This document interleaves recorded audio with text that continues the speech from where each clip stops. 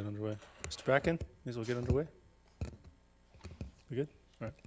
So with that, I'll call the regular meeting of Township Council for Monday, March 25th to order. Of course, I'd like to begin by acknowledging the traditional territories of the Coast Salish peoples, and in particular, acknowledge our unique and valued relationships with the Kwantlen, Katzie, Matsqui, and Semiahmoo First Nations. With that, get a motion to adopt the agenda, please. Moved by Councillor Rint, seconded by Councillor Ferguson. Call the question on A1. That carries unanimously. Get a motion to adopt the regular meeting minutes from March 11th. Moved by Councillor Bailey, seconded by Councillor Rint. Call the question on B1. That carries unanimously. Get a motion to adopt the public hearing meeting minutes from March 11th. Moved by Councillor Rent, seconded by Councillor Ferguson. Call the question on B2. That carries unanimously. Item E1, reports to council, development permit application number 101424. Does anybody wish to move that? Moved by Councillor Bailey, seconded by Councillor Rint. Councillor Bailey, go ahead. Yeah, I'd like to get on this one real quick. I'd like to refer this, move to refer this to public input opportunity, please. Yeah, I think that's warranted. Is there a seconder to that? Seconded by Councillor Rint. To speak to it, Councillor Bailey, go ahead. Yes, I visited up there on Friday because like everyone, we were getting a bunch of emails, and had a really good discussion with four people up there, including the president of Strata. And have to agree there are some really serious safety concerns about this. And you couple that with a very short notice of these guys about it was going on, I think it's only fair that we pull this thing back. We give them an opportunity to voice their concerns. My concern, if I can get the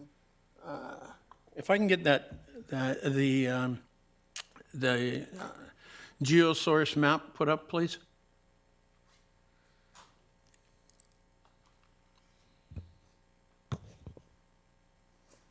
You're looking for the site plan, Councillor? Yeah, looking for mainly the roadway going into the site plan, Mr. Richardson. 20716.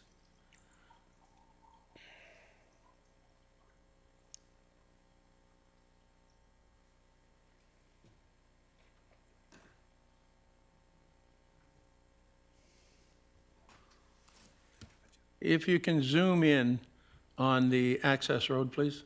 There's the site plan, probably slide 8, Mr. Richardson's probably the better one. Thank you, Worship. Just some technical items here. I'm leaning over to see the screen myself. Okay, there you go. Is that what you're looking for, Councillor Bailey? That one there? Actually, well, that's part of it. What I'm going to be looking for is also, there we are. So when you've got the access road, if we can zoom in on the access road, it's very narrow. And when you couple that with the entrances to both Building A and Building B's parking, which is extremely narrow, people have to swerve out into the oncoming lane and go into to make it into the parking lot. Also, when you look at the loading zone, if you can go back one there, please. If you look at the loading zone on the right, when people are in there, ordinary cars are half into the lane. Let alone when you get delivery trucks, moving trucks, or whatever, which forces, again, people into the other side. And it's very common, apparently, that everyone's crossing this road. Now, when you couple that with, can we go back to the roadway on the geosource one there, please? Yeah, zoom in on that. When you couple that with the entrance to this access road, it's pinched and it's very narrow. And since I drive a pickup truck, I can tell you, if I'm in that and another person comes, it's going to be extremely tight. But can you zoom in more, please? Through to the council, that's the image that's available at this time. Okay. As the road turns to the west, it goes to the east, but that deadhead's there. Well, as it goes to the west, it gets extremely narrow. It is a very narrow, but when it makes a 90-degree turn and goes north, right on that corner, there is an access to a stairway to the parkade. It's about 20 feet long by about 8 feet high. and it completely blinds that corner. People coming in both directions are going to be unable to see each other, and from what I understand, they already have had some touches there, nothing that would be real serious. That's the building on the right there, the low one with the glass.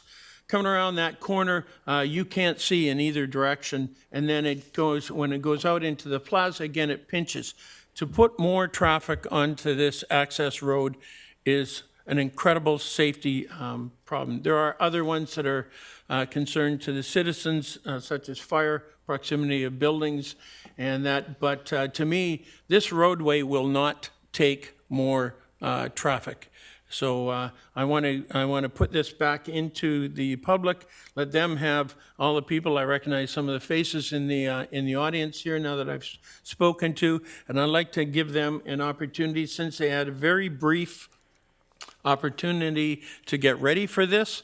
I had a misunderstanding of when it was going to go. I actually thought this was going to be a public hearing, and I apologize for you guys giving you some wrong information.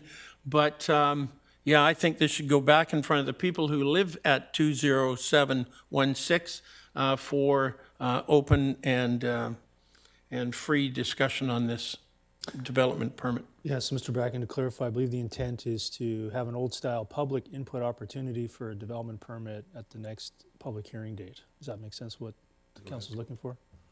Ms. Bauer? Ms. Bauer has a comment. It might be better to put it off by one, just so we can have appropriate time to prepare a mail out and advise people. Would Yeah, that be so the appropriate? next meeting, all timelines and notification requirements. Yes. So if it could be potentially scheduled for April 29th, then. Yes. Yes. So I believe that's acceptable, Ms. Councilor. Yeah, Is that- I that's what just you're looking wanted- for? I just want to make sure these guys get a fair crack at being heard. So that would formalize the input process, Mr. Bracken, I believe, at an evening meeting. Would provide a month, I believe, to get some advice on what's possible within the realm of form, citing, and character as well. Can you provide some context for that?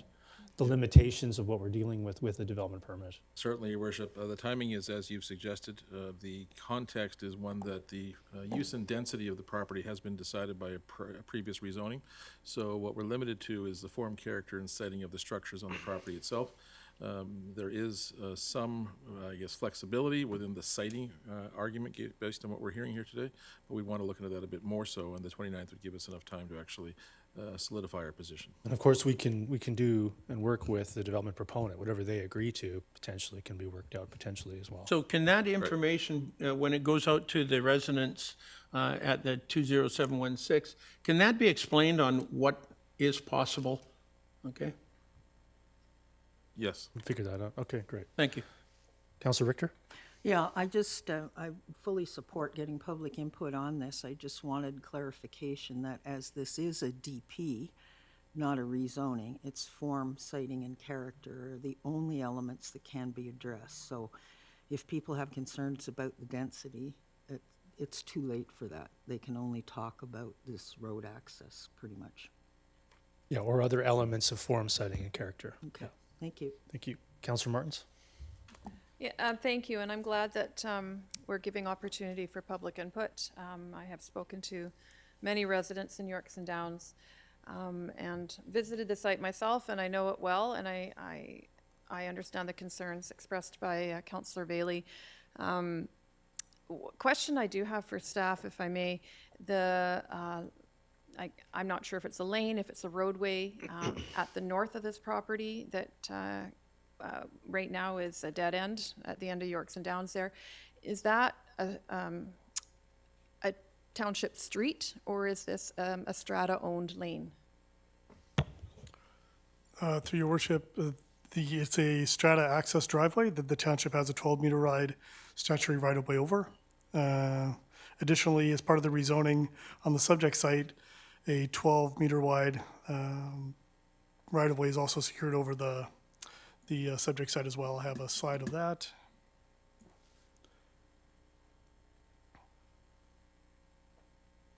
Outlining the access points, the current access points, and the access with respect to the subject property, the current development permit application.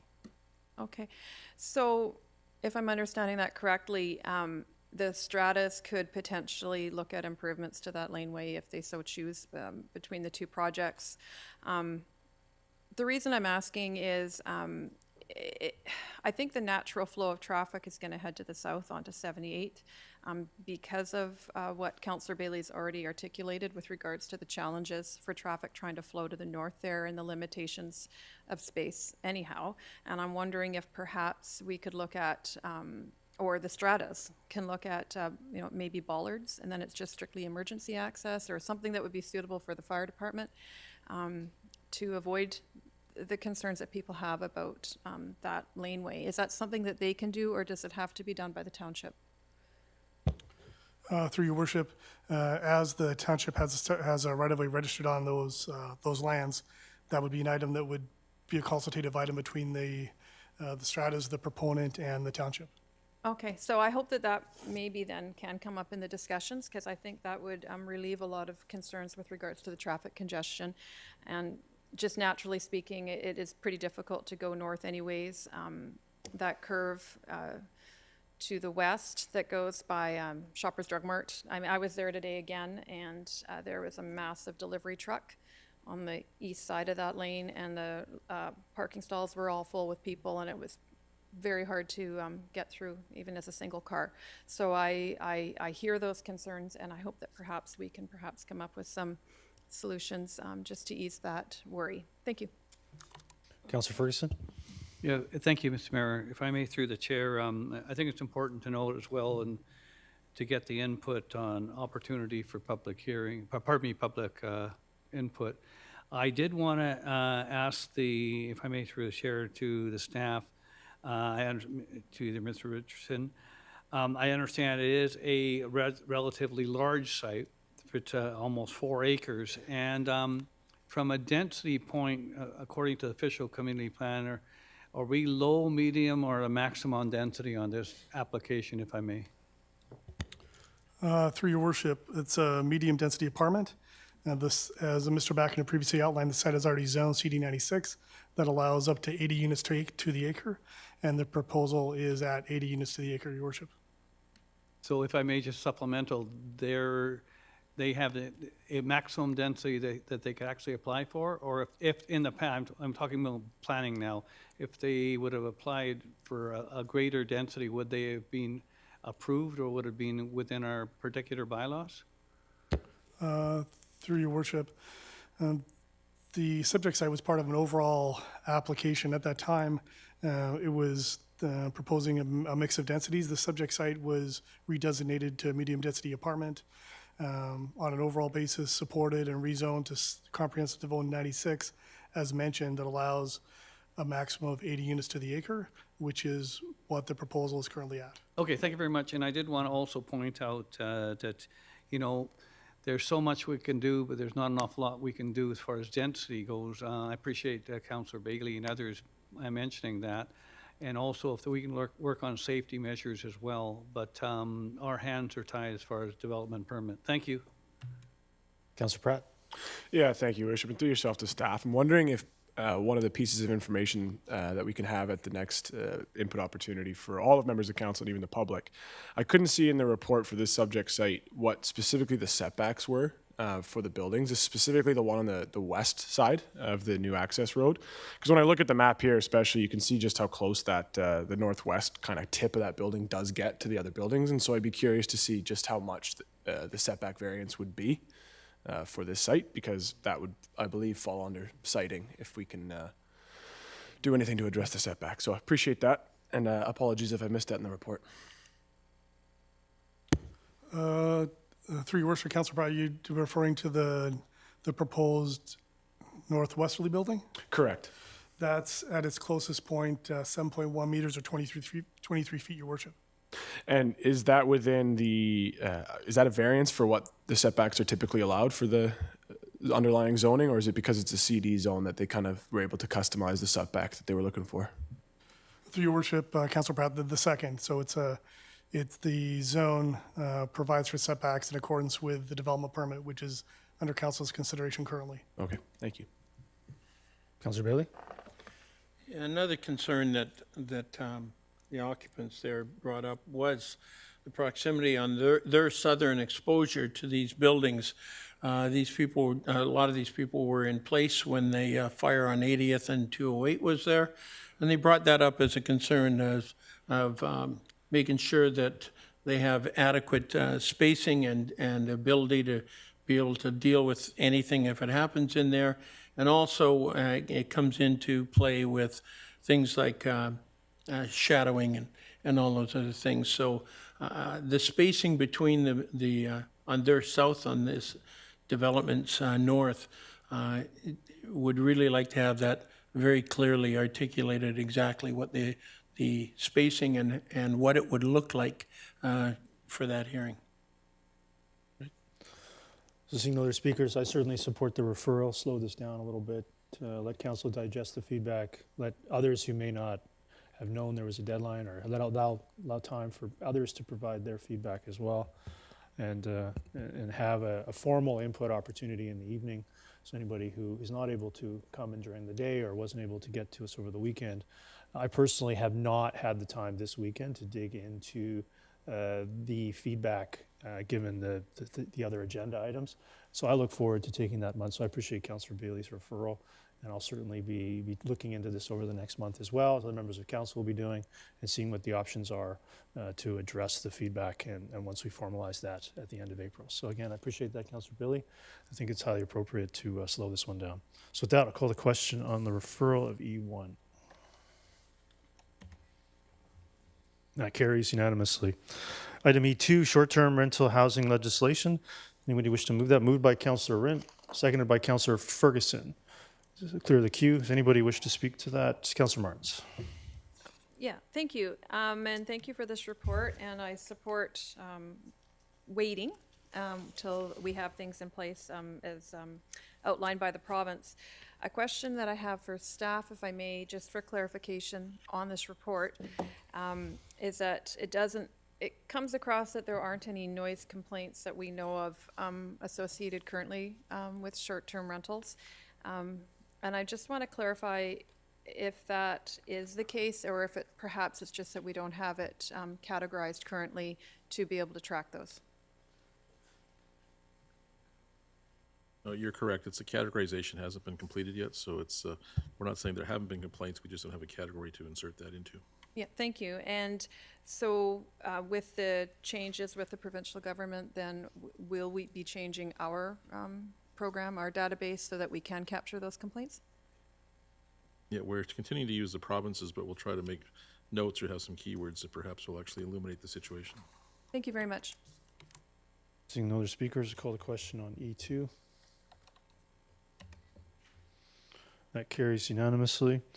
Item E3, I'm going to move this with an amendment to add one of the recommendations from the report. So the first paragraph remains unchanged, and I would like to add that council directs staff to report to council on a proposed EWR program prior to the 2024-2025 winter season.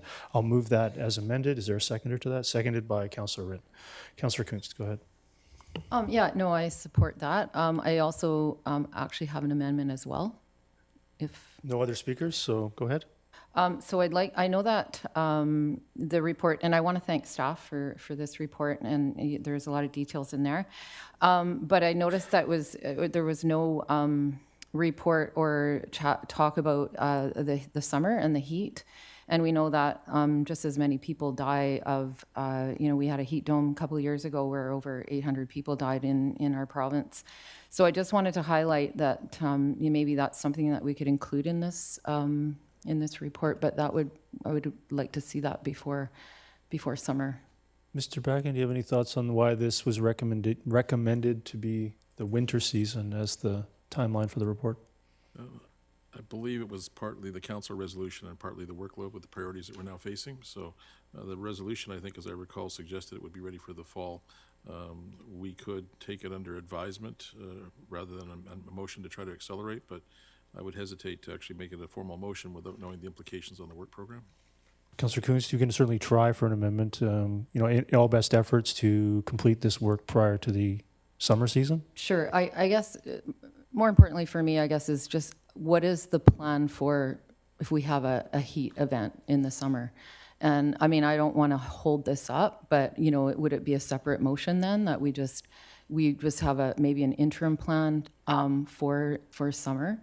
We move this and then we just make another motion to make sure that we're dealing with Yeah, could certainly summer take it. events. Certainly could take a subsequent motion to do an interim. EWR to me does include summer. It does extreme weather is all year round now. It's not just in the winter. Right. So I appreciate the sentiment. We can certainly see if there's other amendments to this, and then we could come back to a subsequent motion, which I'm happy to take, Okay. to come up with some sort of interim step for the summer, separate from the winter program, which I believe from then on would include summer. would include summer. That would Yeah. be my understanding of how EWR is defined. Sure. I just know that this summer might be pretty intense and that we need to be prepared for that. Yeah, so I think if Okay. we can work on an interim subsequent motion, if I can come back to you. Councillor Martins? Thank you. Yeah, I have an amendment to the main motion, if I may, or? Yeah, just go ahead. Okay, thank you. And I've already given the wording to the clerk. So just to add to what's already been moved, that the report includes a corporate communication plan to proactively prepare for extreme weather communication support and emergency preparedness in the community, including preparing key messaging and relevant content across various township communication channels. And if I could speak to that? I'll second it. Go ahead. Thank you. Okay, so this conversation originally came to the council table as a result of us receiving a lot of communications from people through the winter months that were highly concerned about the extreme weather and what resources were available in our community, if any, where they could refer people who were in need of some sort of shelter or warming center. So I did a bit of digging, and I looked at the adjacent municipalities, and Surrey actually has a robust plan in place, a corporate plan with regards to their communications. And Abbotsford as well, it's on their website. People can go to it and see exactly who to call and where they can seek help. And I'm not suggesting that the township take over the planning of the extreme weather. It's being handled by a group within the community led by Christina Schneider from Gateway of Hope, and they know this better than anybody, and I just feel that it would be suitable for the township to have that information available for people as to what is happening within our community when these extreme weather events happen. So that is why I bring this one forward. Councillor Bailey?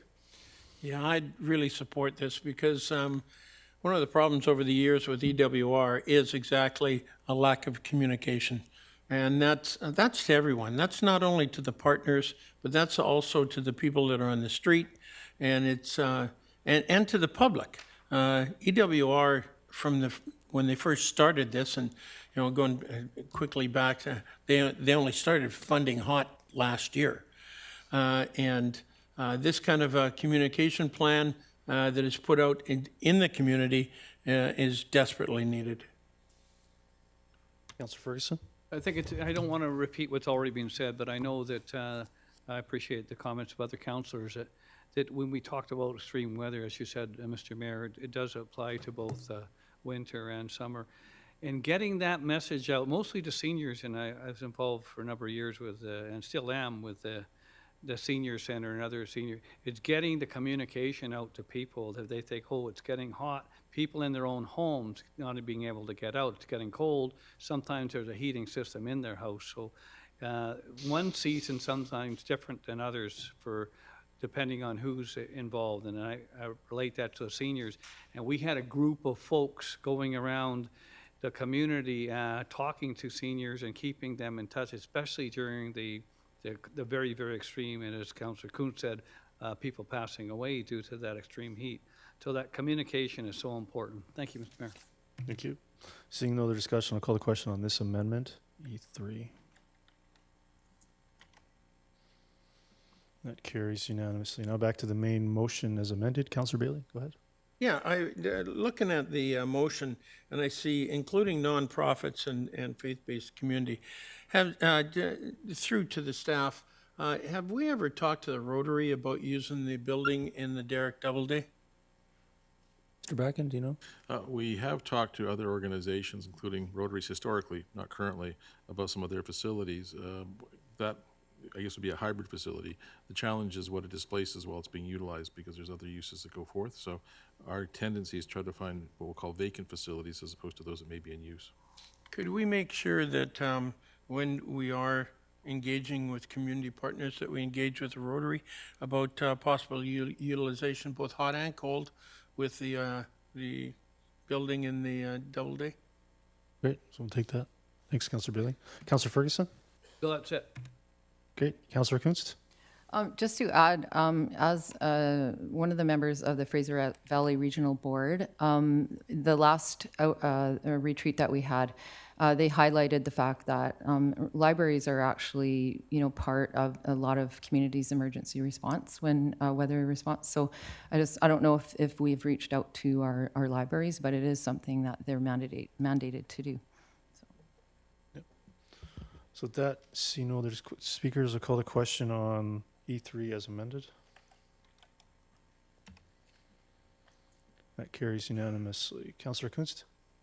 Okay, so I guess I would just take the motion that we have here and then just change it to that council directs staff to engage with community partners, including nonprofits, the faith-based community, and the development and business community in search of space suitable for extreme weather response for the summer 2024 season. Mr. Bracken, that's a lot of work for an interim. So what I thought you'd meant, Councillor Kunz, this is already adopted and passed. Did you want something exactly the same to come forward just for summer? Or could you say staff could report on an interim plan for extreme weather events in the summer?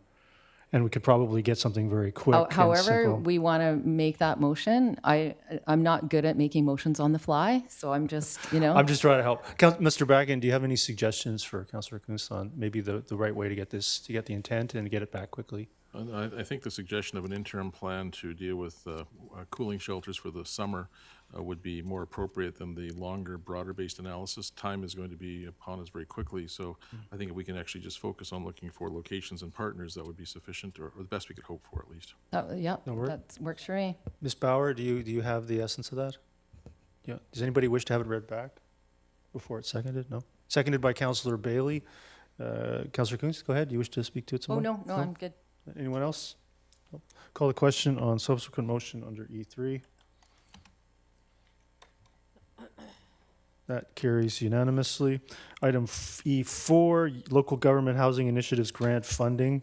I'll move it. Is there a seconder? Seconded by Councillor Rint. Is there any discussion on E4? Seeing none, call the question on E4. That carries unanimously. Item E5, proposed expansion of Fraser's sewage area for 1525 200 Street. Moved by Councillor Rint, seconded by Councillor Bailey. Is there any discussion on E5? Councillor Richter. Why is this being requested? Presumably, Mr. Bracken, they wish to connect to sewer. That's correct. Usually this is occurring because of a failing septic system, and in those circumstances, it's better if they can connect to a proper system rather than simply replace a failing septic system.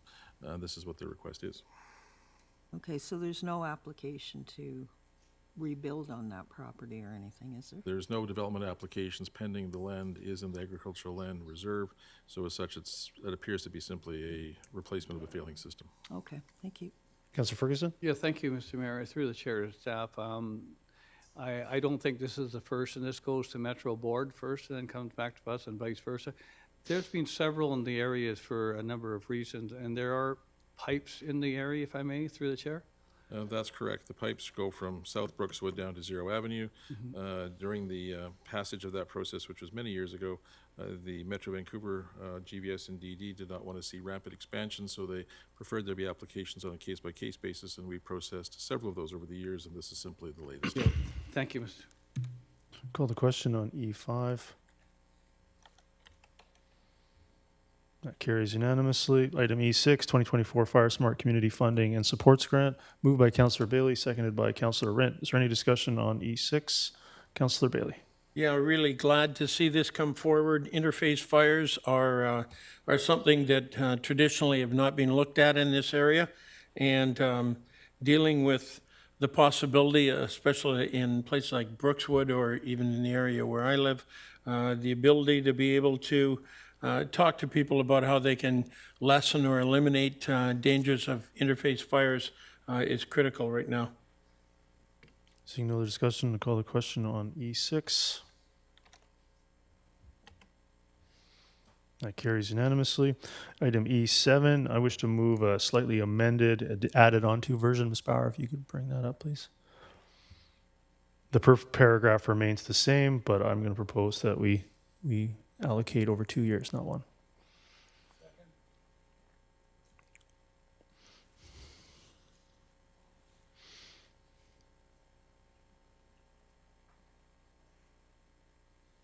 There it is there, so I'll move that, seconded by Councillor Ferguson. This is following the recommendation, but as it was outlined in the staff report, it may not proceed until 2025, so I'm proposing a slight differential allocation in over 2 years, not one. Is there any discussion on E7 as amended? Seeing none, call the question on E7 as amended. That carries unanimously. Item E8, Union of British Columbia Municipalities 2024 Disaster Risk Reduction Program. Moved by Councillor Rint, seconded by Councillor Ferguson. Is there any discussion on E8? Seeing none, call the question on E8. And that carries unanimously. Bylaws for first and second reading, land use contract discharge application number 100745. Moved by Councillor Pratt, seconded by Councillor Bailey. Is there any discussion on F1? Seeing none, call the question on F1.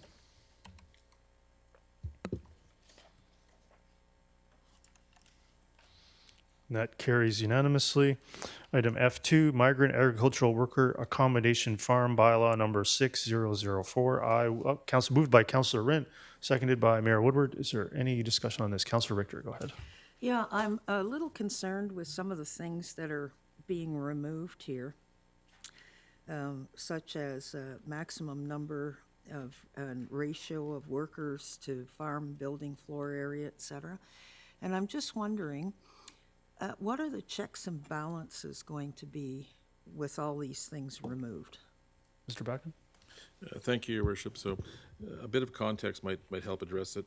Essentially what's taking place here is the province has entered the arena and has provided some legislative tools and direction for municipalities to be functioning in regards to. And in this case, what we're attempting to do is to bring our bylaw into conformance with those legislative changes that they provided. They would be binding on us in any event and would override our sections. So to answer the question then based on that, development, it would really be left to the province then to provide the checks and balances either through their own Ministry of Agriculture or through the Agricultural Land Reserve themselves, Agricultural Land Commission itself. So when these applications come forward, we'll be forwarding them to the ALR or ALC, sorry? We'll be acting in conformance, I guess, with the process that government has put into place.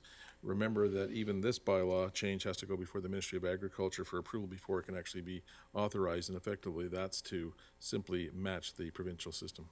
Okay, well, I'm a little concerned with, you know, things like removing a minimum floor area or siting and setback requirements. Like, how do we ensure that what goes in will be livable and not cramped quarters? So the requirement would be that they meet the appropriate building code provisions, and as well there would be a double arm of enforcement in that the Land Commission or the Ministry of Agriculture, or perhaps both, could intervene if there's anything regarding the basic individual rights and health and safety of the workers themselves. Okay, thank you. Councillor Bailey? Coming from labor, this has long been an issue, even though they're not organized workers. The safety and the housing of migrant workers has been problematic, and without putting enforcement and formal regulations at every level, too many times migrant workers are housed in inadequate places and that. So I'm really glad to see that we're looking at working in conjunction with the provincial government to make sure that our migrant workers, who are desperately needed, are also treated as humanely as possible. Great. With that, I'll call the question on F2. That carries unanimously. Item bylaws for first, second, and third reading. Item G1, Township of Langley Public Notice Bylaw number 6003. Moved by Councillor Rint, seconded by Councillor Pratt. Is there any discussion on G1? Councillor Richter. Yeah, I have a question on page 2. It's in the paragraph at the bottom. The ad is not required under the proposed bylaw as a change to the newsprint landscape that resulted in an end to print newspaper would require an amendment to the bylaw prior to placing any further public notices. So does this mean that we can just stop using the local media at any time? Is that what this bylaw is going to do? Rebecca? It means that we don't have to put them in. At this time, we anticipate continuing to put them in the paper at least once, definitely once before each council meeting. All the notices would be in there, so that would be available. What we're trying to guard against is several municipalities in the Lower Mainland have literally stopped their processing because the paper told them they were closing or stopping print editions 7 days before they did it. So I'm trying to avoid, if that situation did happen here, we wouldn't have to stop. We could continue going on. Okay. But, so the intent is we wouldn't necessarily stop using the paper at any No, time? that's not our intent at this time. We realize this is a new system for people, Yeah. and we want to make sure that they're well aware that we've changed it. The ads in the newspaper will also point to the other options for viewing things, but at this point, we anticipate keeping the newspaper ads. Okay. And are the papers themselves aware of this change? I believe the communications department has actually talked to them about it. Did we have any feedback from them? They understand the situation. Okay. Thank you. Councillor Martins? Yeah, thank you. Yeah, I support this. I just have a clarification question for staff, if I'm reading the report correctly. With transitioning the second method to a new e-newsletter, it appears to me that there's two different e-newsletters. There's a general e-newsletter that people can subscribe for, and then there's a public notice e-newsletter. And I'm wondering why we're separating them out. I'm kind of thinking in the spirit of this is replacing the newspaper, which has several sections, that public notices are included within the general newspaper, why we wouldn't do that within the general e-newsletter, because my concern is it's going to limit the distribution only to people who have subscribed specifically for that page.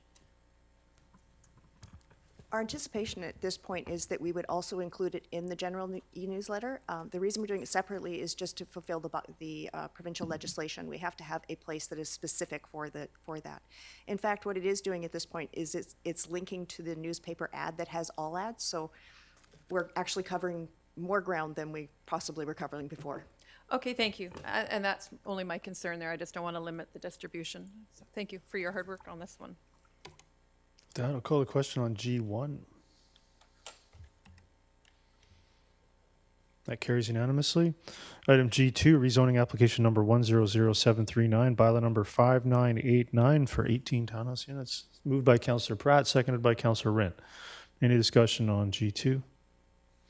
Seeing none, call the question on G2. That carries unanimously. Item G3, rezoning application number 100759, bylaw number 6001. Moved by Councillor Ferguson, seconded by Councillor Rint. Is there any discussion on G3? Seeing none, call the question on G3. That carries unanimously. Let's see. Bylaws for consideration at third reading and final adoption. H1, Smith Neighborhood Plan Update Bylaw number 5973. I'll move that. Is there a seconder? Seconded by Councillor Rint. Now, I do have 4 amendments, but we'll go through speakers first. Councillor Richter, go ahead. Yes, I had a question on 2.2. I just have to find out where that is.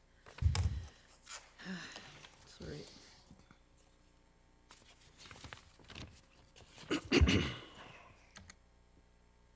Okay, maybe you can go on to the next speaker. I'll come back. I can't find that now. Councillor Kunst?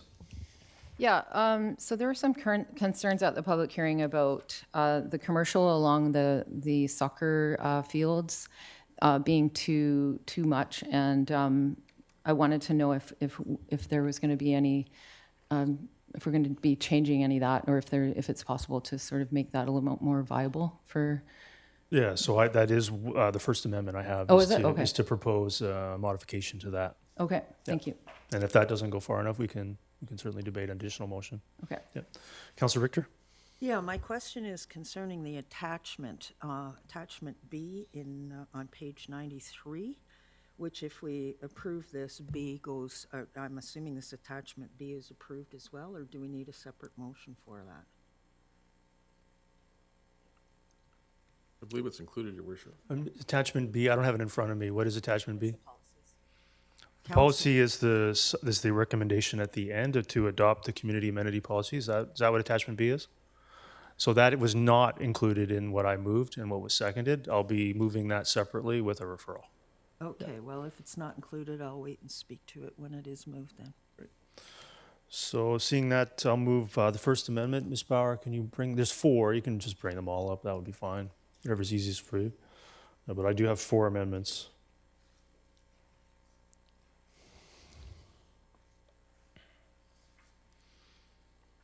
Okay, so I'll move the first one. Ms. Bauer, could you remove the periods and the paragraph marker? Make it easier for council to read. There we are, thank you. So I'll move the first one. Is there a seconder? Seconded by Councillor Rent.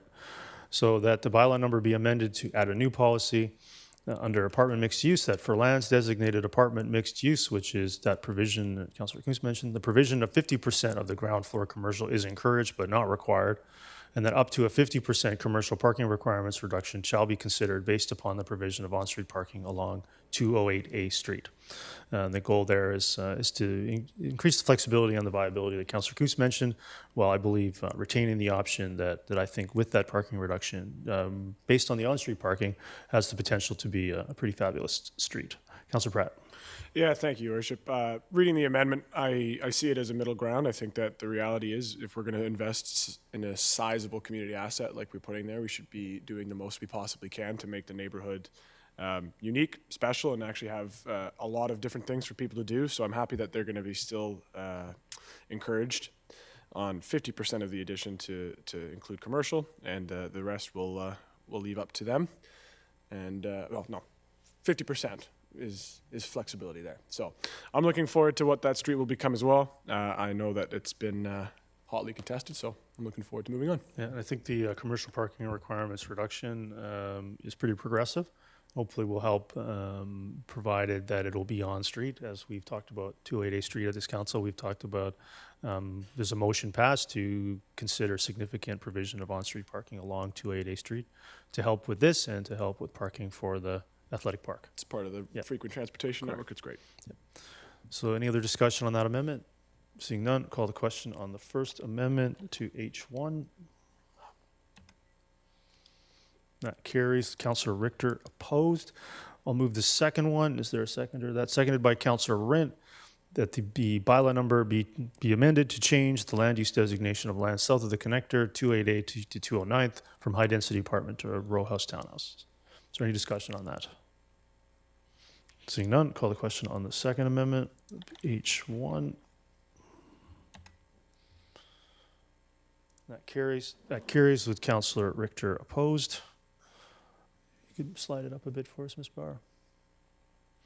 The third one, I'll move that. Is there a seconder? Seconded by Councillor Rent, that for lands designated low density apartment, increases in height or density up to those permitted in the medium density mixed use designation may be considered with the provision of retail and childcare space, with all community amenity contributions in both density provisions still applicable. Is there any discussion on the Third Amendment?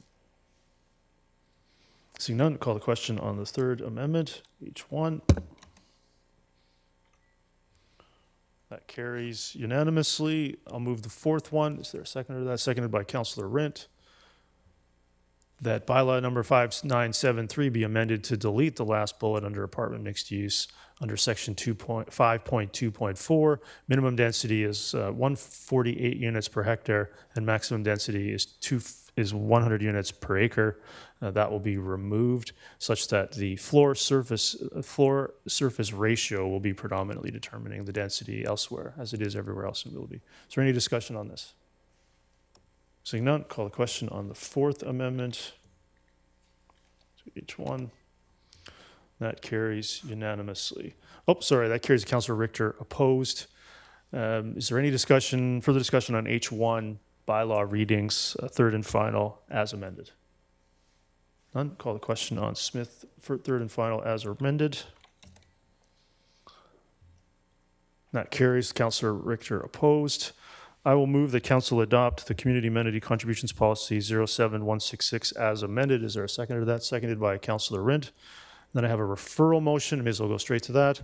Council refers the proposed revision to Community Amenity Contributions Policy number 07166 back to staff to reconsider the projected rates for the Smith Neighborhood Plan and the Williams Neighborhood Plan, reviewing the additional densities and current economic conditions.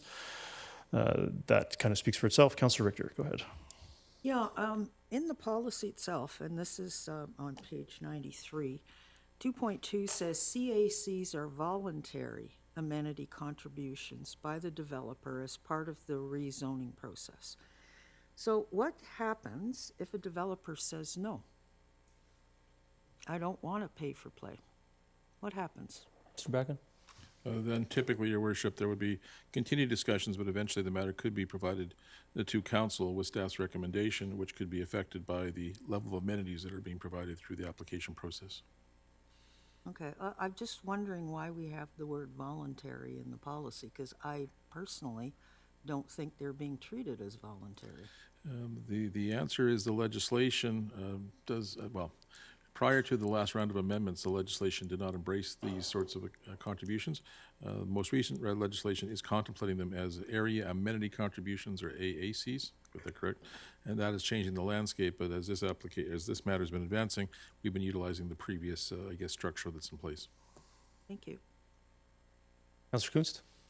Yeah, my question also is about CACs, but more about the new provincial legislation and how does this CAC policy, how does that fit with the new provincial legislation around CACs? The new policy, the AAC policy that comes into effect later this year, will provide some guidance and perhaps some direction in terms of how they are to be processed. At this point, it's still unclear in terms of whether it's a floor or a ceiling in terms of what can actually be asked for.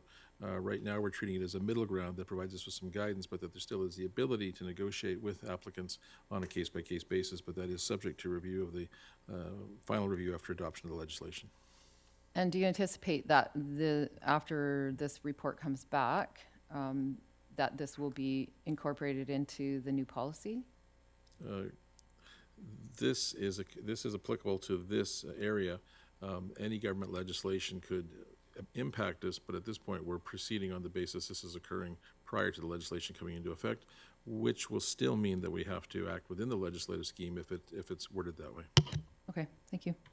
Yeah, it's also not clear that ACCs are required, that if you can meet your housing supply as defined by what that means, that you could consider to maintain the existing rezoning and CEC process that we have, and that the ACCs may not be required for a municipality like the Township of Langley with greenfield processes.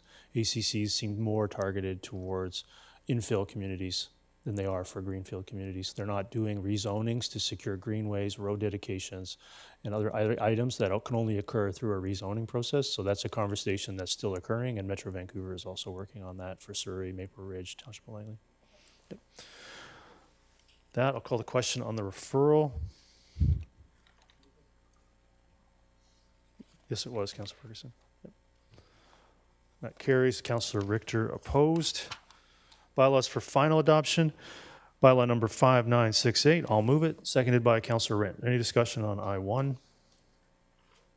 Seeing none, call the question on I1.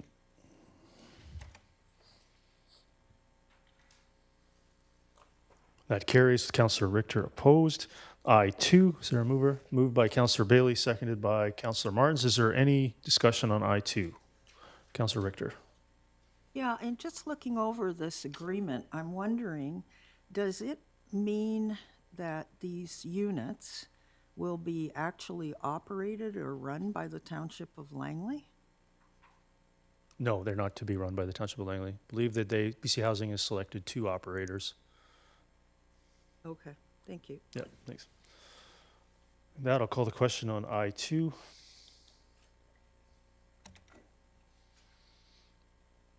That carries unanimously. I3, credit card service fee bylaw amendments, bylaw number 5995. Moved by Councillor Rent, seconded by Councillor Ferguson. Any discussion on I3? Seeing none, call the question on I3. That carries unanimously. I4, 2024 local area service tax bylaw number 5996. Moved by Councillor Rent, seconded by Councillor Pratt. Any discussion on I4? Seeing none, call the question on I4. That carries unanimously. Items from prior meetings, J1, Langley fees and charges bylaw amendments, bylaw number 5992, 5993. Spower, this is already on the floor, moved and seconded. Is that correct? Yep. So is there any discussion on this? Otherwise, we'll start processing I have, I believe, 7 amendments now. So with that, Ms. Bauer, you could bring up the amendments. I think there are here in the agenda. I would like to move amendment number 1. I'd like to move all 5 at once and see if anybody wishes to divide those. I'll move those, seconded by Councillor Bailey. Is there any discussion? Councillor Richter, you need to push your button again. I cleared the queue there. Councillor Ferguson, go ahead. Oh, I think that's great. An opportunity, the youth passes and child passes, fees and charges, family rates, super seniors. This is all positive. I'm actually a user of the facility, so I won't say anything, but I might get a deal in the future. Thank you. Councillor Van Popta, go ahead. Yeah, one of the biggest things that we hear, especially on social media, is a lack of swimming lesson spaces.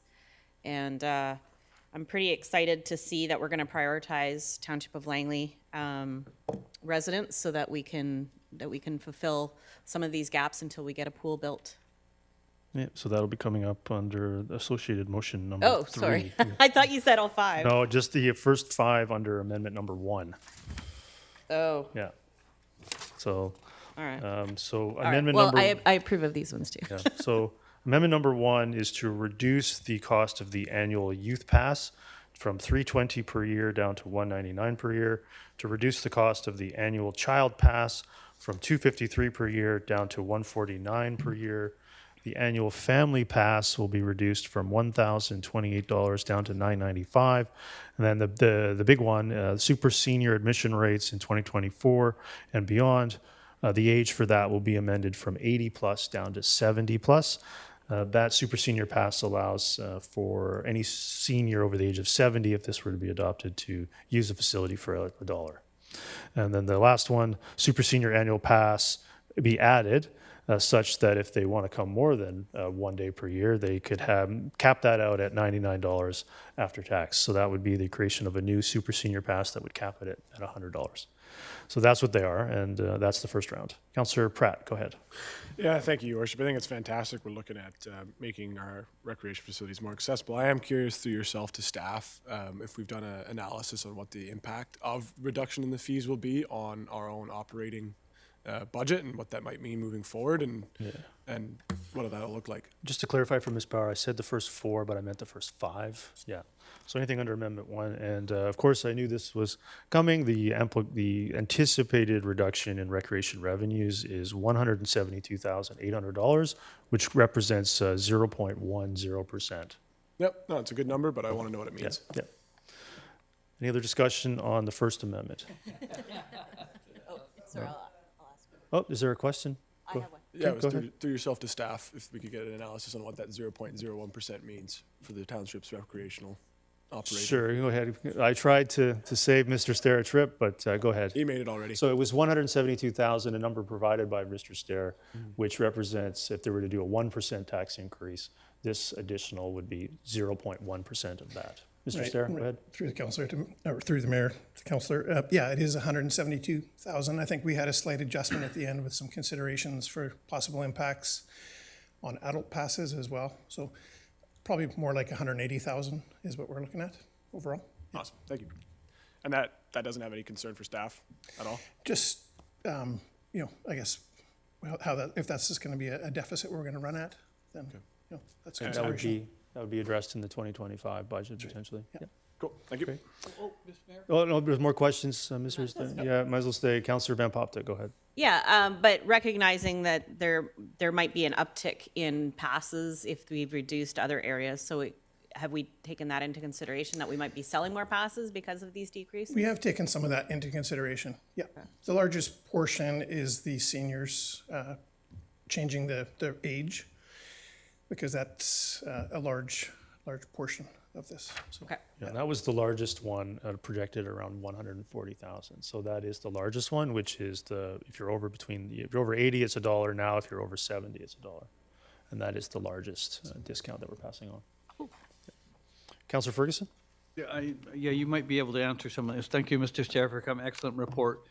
And as over the years, Langley keeps adding more and more facility. How are we making out with staffing the facilities and getting the appropriate people? And as you know, it's cyclical because the people grow older and they move on to other things. If I may, through the chair. Sure. To the councillor, through the mayor, we definitely are. It's a daily process, and we're continuing to post. I think we've had actually some really good success in continuing to grow our complement of staff. Just as an example, our last hiring for lifeguards, we had 12 lifeguards hired. We're now up to 136 lifeguards. We have another posting going out in April here, ramping up for the summer. So pre-COVID, we were in the 120 to 140 range. So we're actually back to kind of those numbers, but we have other challenges with actual availability of those staff. So we continue, not isolated to us, it's all municipalities, but we continue to navigate that for sure. Yeah. And one last comment, I just wanted to say you could pass on to your staff. I'm a big user of facilities. I know you got the beeper back and we can scan my pass, and people, I'm seeing all the young, I call them kids, all learning to be lifeguards. I see them running all around, and I'm very impressed by how polite they are, how professional they are, and I like to see a lot of staff coming because I went through the COVID period. We had a hard time finding staff, so you pass that on to your group. I appreciate that. Sure, yeah. Councillor Kunst? Yeah, it was actually about lifeguards. Are we sort of back to where we can actually start getting more kids into swimming lessons? Because from what I understood a couple years ago, it wasn't a lack of swimming pools, it was really the lack of lifeguards that we were really feeling.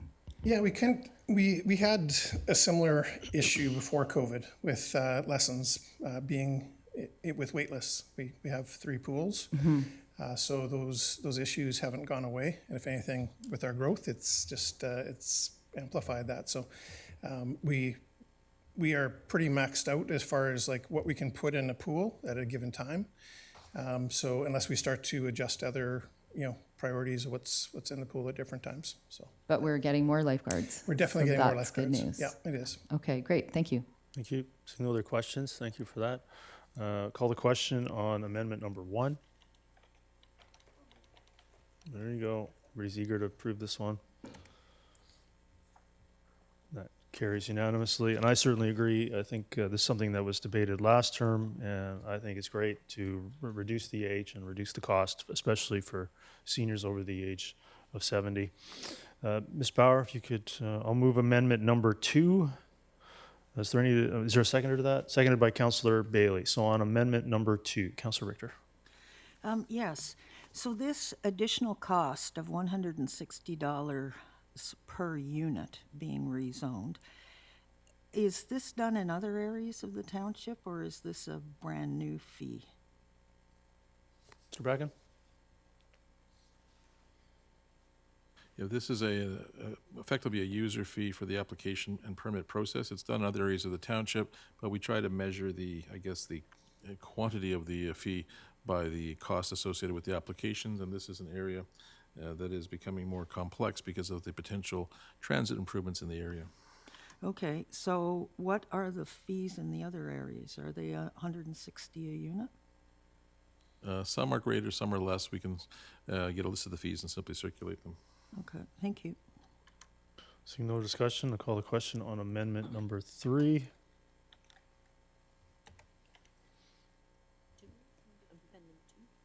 Amendment number 2. Third is coming up. That's on number 2. That carries unanimously. So amendment number 3, Ms. Bauer, that did not make the deadline. If you could bring that up, please. This was requested to repair a typo between annual and monthly. So we'll just take care of that. Yeah, there it is there. So these are the two. The next one there you see is actually a subsequent motion. So it's just the first paragraph, which is an amendment. And this is to clarify the wording in the schedule. I'll move that. Seconded by Councillor Rent. Any discussion on the storage space item? Seeing none, call the question on J1. Amendment number 3. That carries unanimously. So now we're back to J1 as amended. Is there any other discussion on J1 as amended? Seeing none, call the question on J1 as amended. That carries unanimously. So I will move associated motion number 1. Is there a seconder to that? Seconded by Councillor Rent. Is there any discussion on associated motion number 1?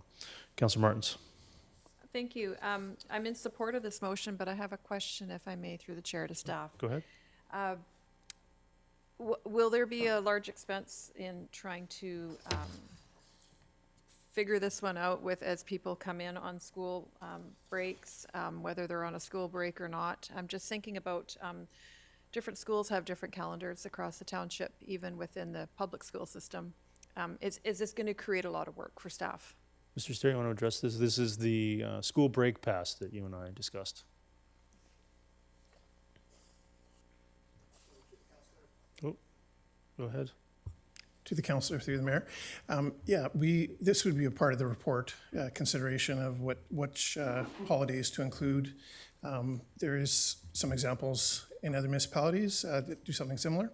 So we would look at all those and bring back recommendations of how to proceed. Okay, I appreciate the clarification, and like I said, I fully support this motion. Thank you.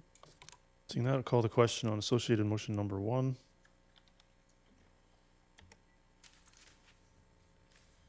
And that carries unanimously. I'll move associated motion number 3, seconded by Councillor Rent. Is there any discussion on that? Councillor Pratt.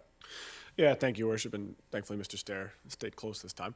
I remember serving on the Parks and Rec Committee a number of years ago, and the discussions around the Aldergrove Credit Union community facility, and the challenges there with potentially bringing in a version of this where there's a fee for township residents versus non-township residents, and making sure that the access to our facilities are prioritized to residents. I'm wondering if you can kind of share any changes or any new thoughts or ideas we have around how we're going to actually manage implementing something like this, because I noticed that the next 3, the 2 on here, and then the third that's on the motion on our screens, all kind of discuss charging a different fee structure for township versus non-township residents. So I'm wondering if you can share any details on that.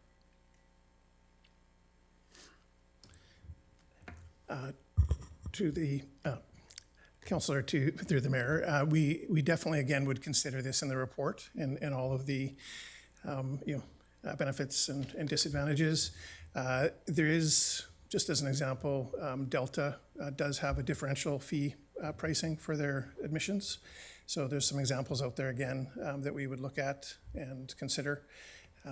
And whether it's the Redwoods or others, we'd also look at similar. Do you know if the city of Delta, for example, has any data that shows, and I don't want to think badly of anybody, but I can only imagine that if it becomes easy enough to say that I'm a township resident and this is how I can prove this to you, but it's not necessarily true. Is there any data on that shows how many people kind of fudge the rules? Yeah, that's definitely a concern. I think is how are we going to manage all of a sudden if a lot of municipalities have gone and locked down their addresses in the systems, and the only way you can change it from that point on is to actually come and verify. So there is some ways, but become a bit more administratively intensive. But we would implement those as part of this if we were to bring it in. Great. Looking forward to the report. Appreciate it. Yeah, and I just want to stress it is just a report at this stage. All 4 are just for reports. Councilor Richter? Yeah, I just wanted a clarification. I heard the motion number 3 being moved, not number 2. Yeah, I Are we misspoke. It's discussing number 2. 3? Number 2 is on the floor. It's number 2. Okay, thank you. Councilor Ferguson? Yeah, that was my question as well, as I Sorry for heard the number confusion. 3 as well. I'll wait for number 3. Thank you. Great, thank you. Seeing no other discussion, I'll call the question on associated motion number 2.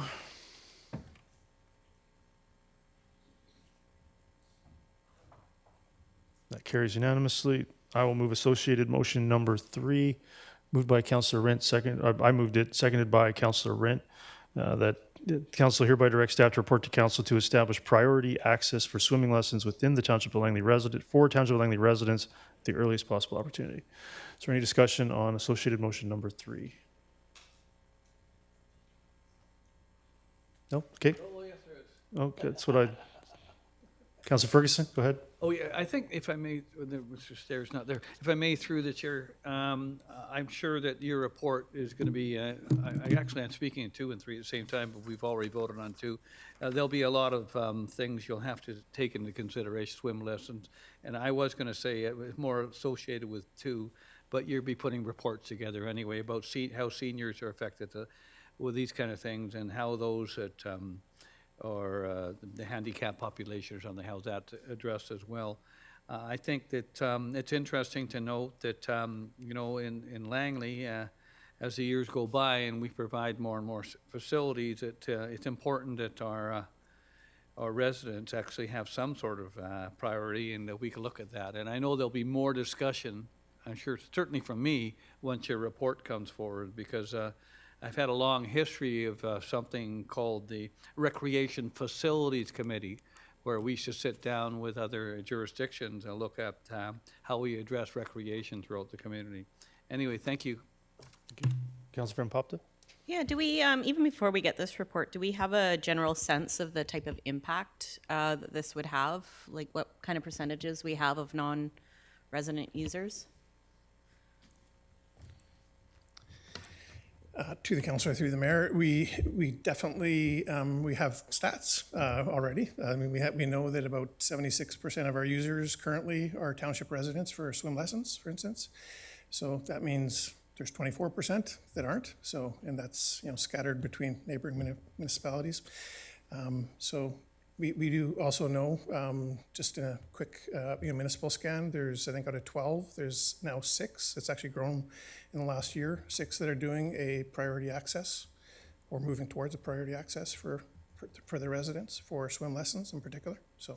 And how many people do we have on average on a wait list per class? Per class, I couldn't give you that. We have a significant number of wait lists, like in the tens of thousands. Oh, yeah. okay. So this extra 24% could benefit? Yes. Okay, thank you.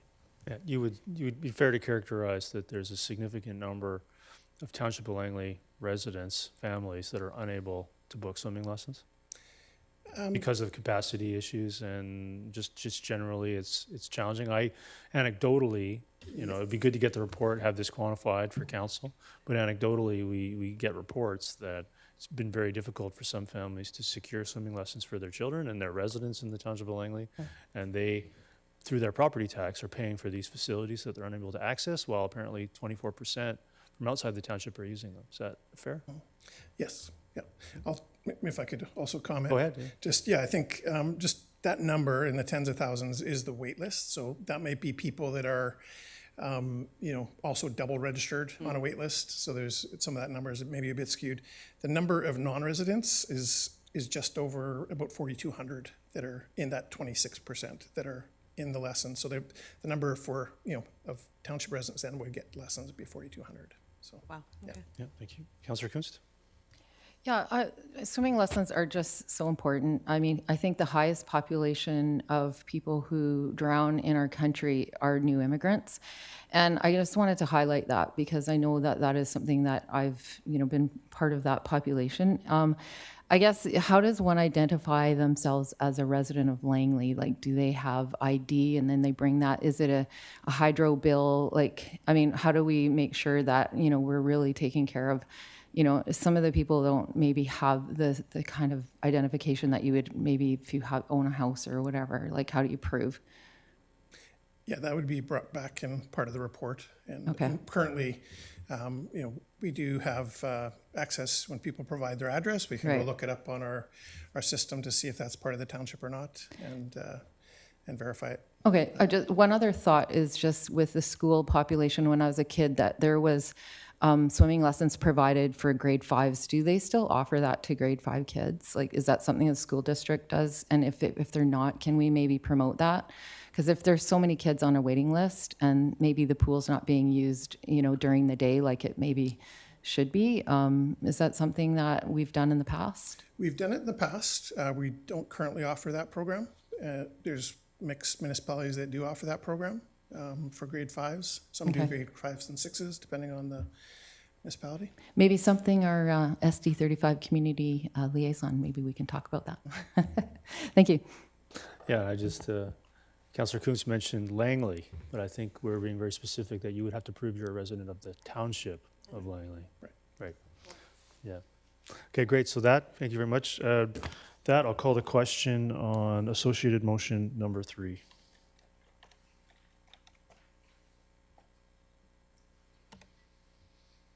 That carries unanimously. And so second paragraph on the screen is associated motion number 4. I will move that. Is there a seconder? Seconded by Councillor Rent. Is there any discussion on the second paragraph there?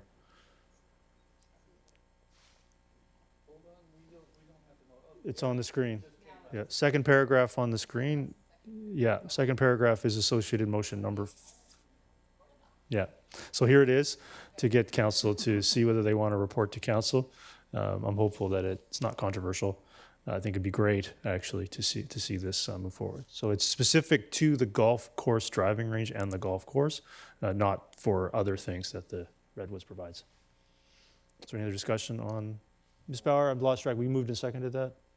Yeah, we did. Yeah, that's correct. Yeah.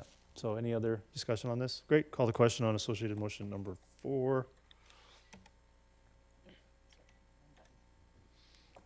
That carries unanimously.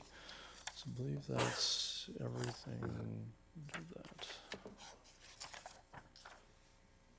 So Mayor and Council report. Does anybody wish to make a report? Councillor Bailey. Yeah, I received notice, if you look in the distribution list, that the Aldergrove Legion is, on April the 7th, is recognizing an event for Vimy Day. And the actual day for Vimy Day is April the 9th. And I think it's very important to draw attention to this event because, one, it gets lost in the shuffle a lot, but this is also a place where Canadians identified themselves as a nation. I visited the memorial, and when you see that they had agreements, the lines were so close, they had agreements not to throw grenades, like literally 20 feet away from each other at that time. And, you know, the British and the French both tried to take Vimy, and when it was finally handed to the Canadians, they took it. And it was from then on mainly that the Canadians became an integral part of both the First and Second World War. So if you can keep in your mind, watch for the Aldergrove Legion event on the 7th. But on the 9th, please think of the Canadians that fought so valiantly at Vimy. I agree, and I'll be there. Any other discussion? Anybody else wish to make a report? Metro Vancouver Representatives Regional Report? Yeah, I'll do. Councillor Van Popta, go ahead. Yeah, I had an opportunity this week to go tour some of our major water infrastructure projects in Surrey. A new water main in the Fleetwood area and the new reservoir being built there with the Metro Water Committee. So that was actually very eye-opening. I mean, I work in construction, but to see, you know, the mass and scale of the projects that they do and the type of work that brings us our fresh water to our tap every day. It's a significant portion of our property taxes are go to Metro, and to see that work in place and future-proof our growth. It was a good experience, and if you're out in that way, you know, the Delta Surrey kind of area, you'll notice a lot of construction. They lay 370-meter pipes a week, and it'll take 2 years to complete that project. So good stuff going on there. Great. Yep. Any other discussion or any other reports? No, move on to items for information. Is there any discussion or questions on any item of information? Councillor Pratt. Yeah, thank you, Worship. I'd like to direct everybody's attention to N3, the update on electric kick scooter pilot project. I have a motion for this item, as it's another one of those items that if no action is taken, then we will not be participating in the continuation of the pilot project. But I think that the reality is that these are here to stay. We need to be able to start to build a framework for how to integrate them into our community. And I think that continuing on as part of the pilot project and asking staff to bring forward a bylaw is the right direction. Yeah, so first time I've seen this, so can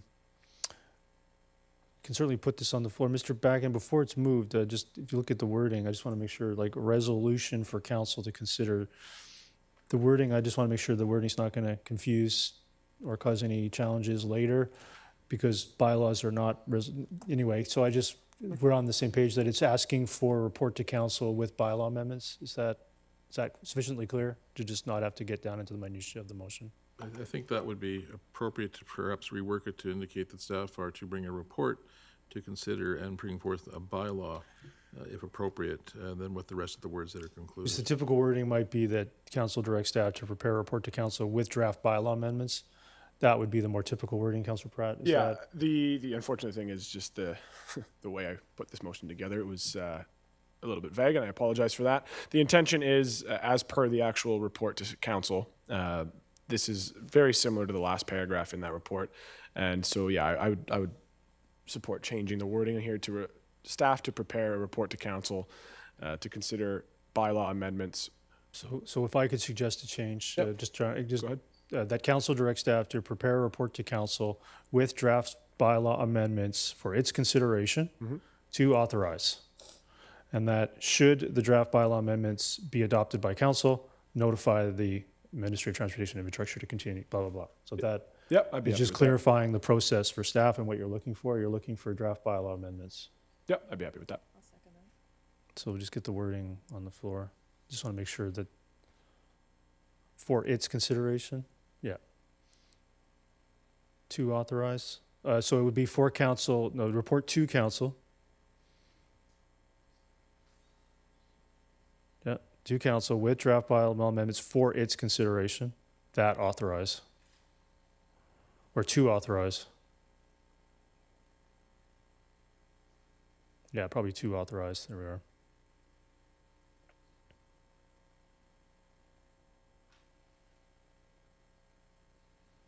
And should the bylaw amendments or the bylaw amendments be approved, Mr. Bracken? Probably something like that. And should the bylaw amendments be adopted by council?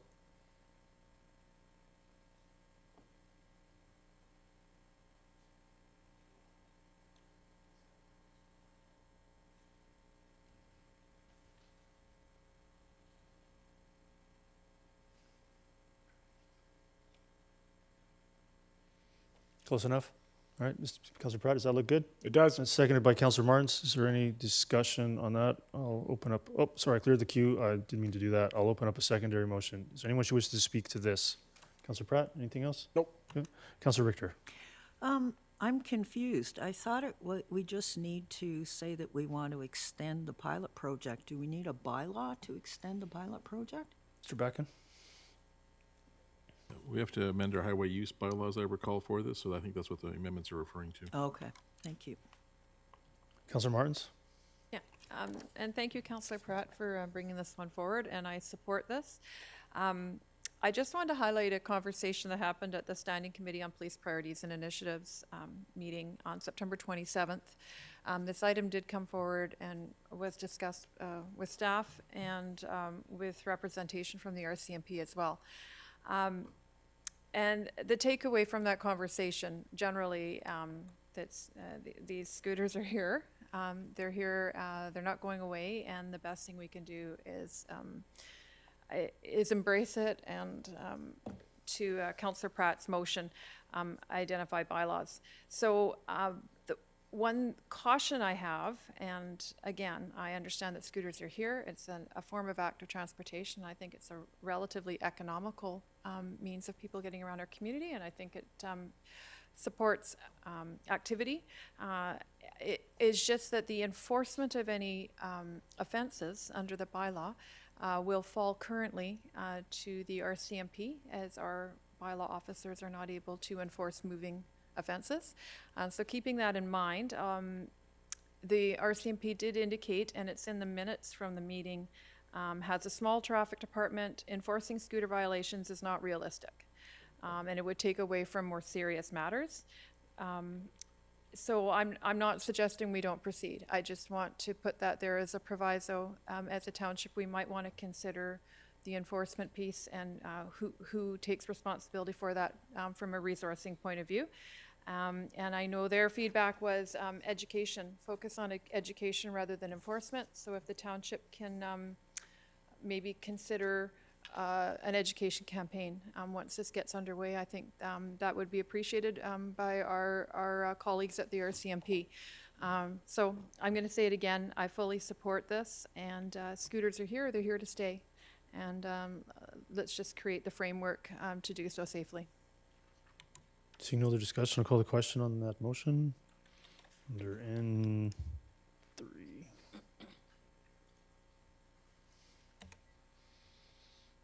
That carries with Councillor Rent opposed.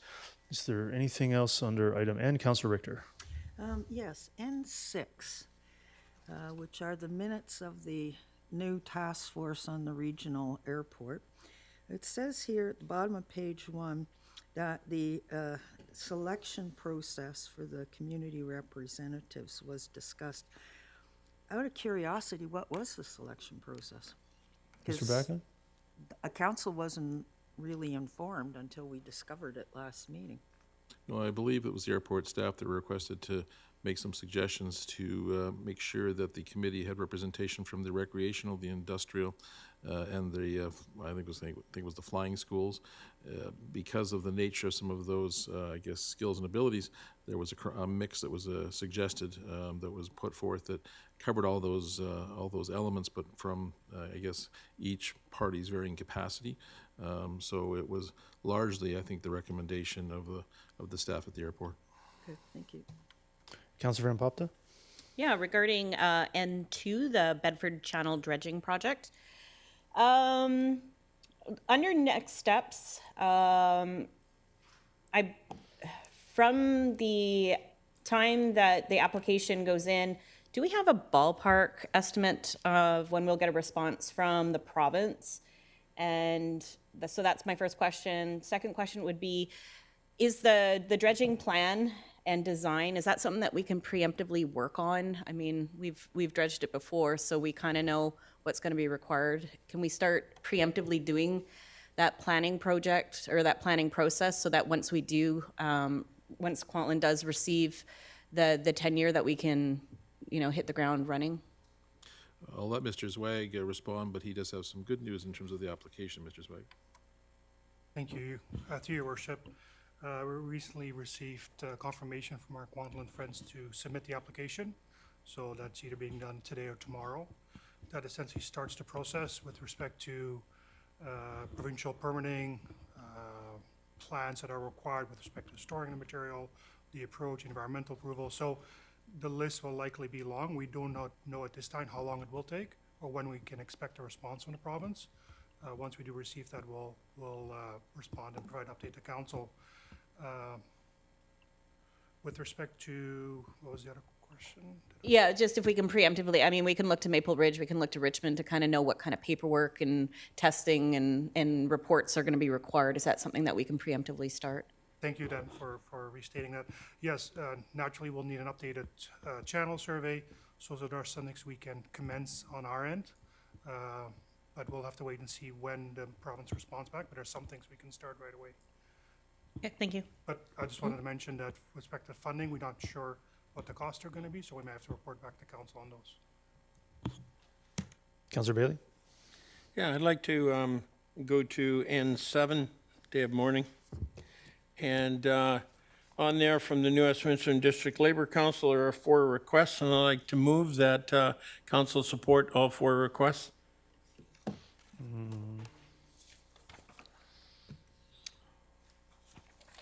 Yeah, I don't have the item in front of me, Councillor Bailey, so I don't have our printed Okay, agenda the in 4 front of me, requests so. are, we request you declare April 28th as the official day of mourning for workers killed and injured on the job, and if your council issues proclamations, we would appreciate a copy. A copy of our proclamation is enclosed to this council. Number 2 is we request that council observe 1 minute of silence in the council chambers at the evening council meeting on or before April 28th. We thank you for your leadership in your workplace by encouraging your staff to observe 1 minute of silence at 11 a.m. on April 28th. And finally, we request an opportunity to appear as a delegation to make a 5-minute presentation at the April 15th, 2024 regular council meeting. Yeah, so the last 3, I think, could be taken under advisement, that we can certainly schedule that on the agendas. We can certainly pass that on. The staff will do that. The first one, however, I think Ms. Bauer, go ahead. As council is aware, we have a policy currently that we don't do proclamations. Just for information, staff regularly have a minute of silence. We regularly schedule that in the agenda, and the delegation has already been scheduled for the meeting. Yeah. And to speak to this, especially to the one,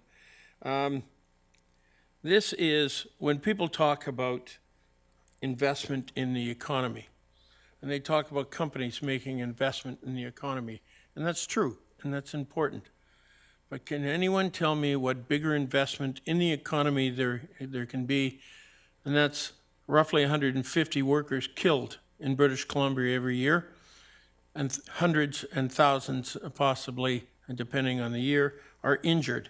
And the majority of those workers that are killed and injured, a significant majority, are young workers because of a lack of experience and sometimes a lack of training. So when it comes to a policy, policies are also can be called recommendations, and they can be changed or they can be overridden by the decisions of council. So if the council wants to proclaim the International Day of Mourning for Dead and Injured Workers, they can do so. Just because we have a policy that says we don't normally do it, I would challenge anyone to say why they would not want to recognize such a day in this economy that is recognized pretty well everywhere. So I'm going to move that, and if I can get a seconder. Just before you do, I think we do recognize it with the moment of silence and other mechanisms. So we recognize it with my attendance at events, your attendance at events. Bringing it up here today as you have, I think it'll be a struggle given the policy in place to do one proclamation but no others. That would be very challenging. But I'll leave it to you, Councillor Bailey. You wish to move what exactly? I'll move recognition, proclamation of the recognition of the International Day of Dead and Injured Workers, a day of mourning, and that would include dropping the flags to half-mast for that day. All right, is there a seconder to that? Seconded by Councillor Pratt. So I'll open up a secondary motion. Go ahead, Councillor Bailey. This day is recognized because too often workers, and especially young workers, are not recognized for their part that they play in our economy. Every day, everything that we do and the reason we are at this point in society is because of workers. There is an old quote that I can't say exactly right now, but labor builds everything in this economy. and that can be recognized by this council. I myself have, while I was on the executive of the New West District Labor Council, made many of these presentations, especially to Surrey, and it is very common that councils make this proclamation. Councillor Pratt? Yeah, thank you, Your Worship. I wanted to second this because I think it's something worth discussing, despite the policy being in place. But through yourself to staff, should a vote on this go in the positive to actually recognize or to make a proclamation on this, what's the impact on the policy? Perhaps going back one step as to why there was a policy.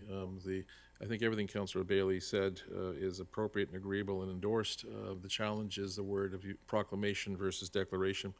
The flip from declaration to proclamation recites some case law and some issues from some time ago, where the effective ruling for the courts was that if you're going to make a proclamation for one, you must make them for all, no matter what their cause. So if one were to say some of the more challenging issues, let's say if we were in the Deep South, the KKK, they would be equally entitled to a proclamation if we have a proclamation policy that authorizes one.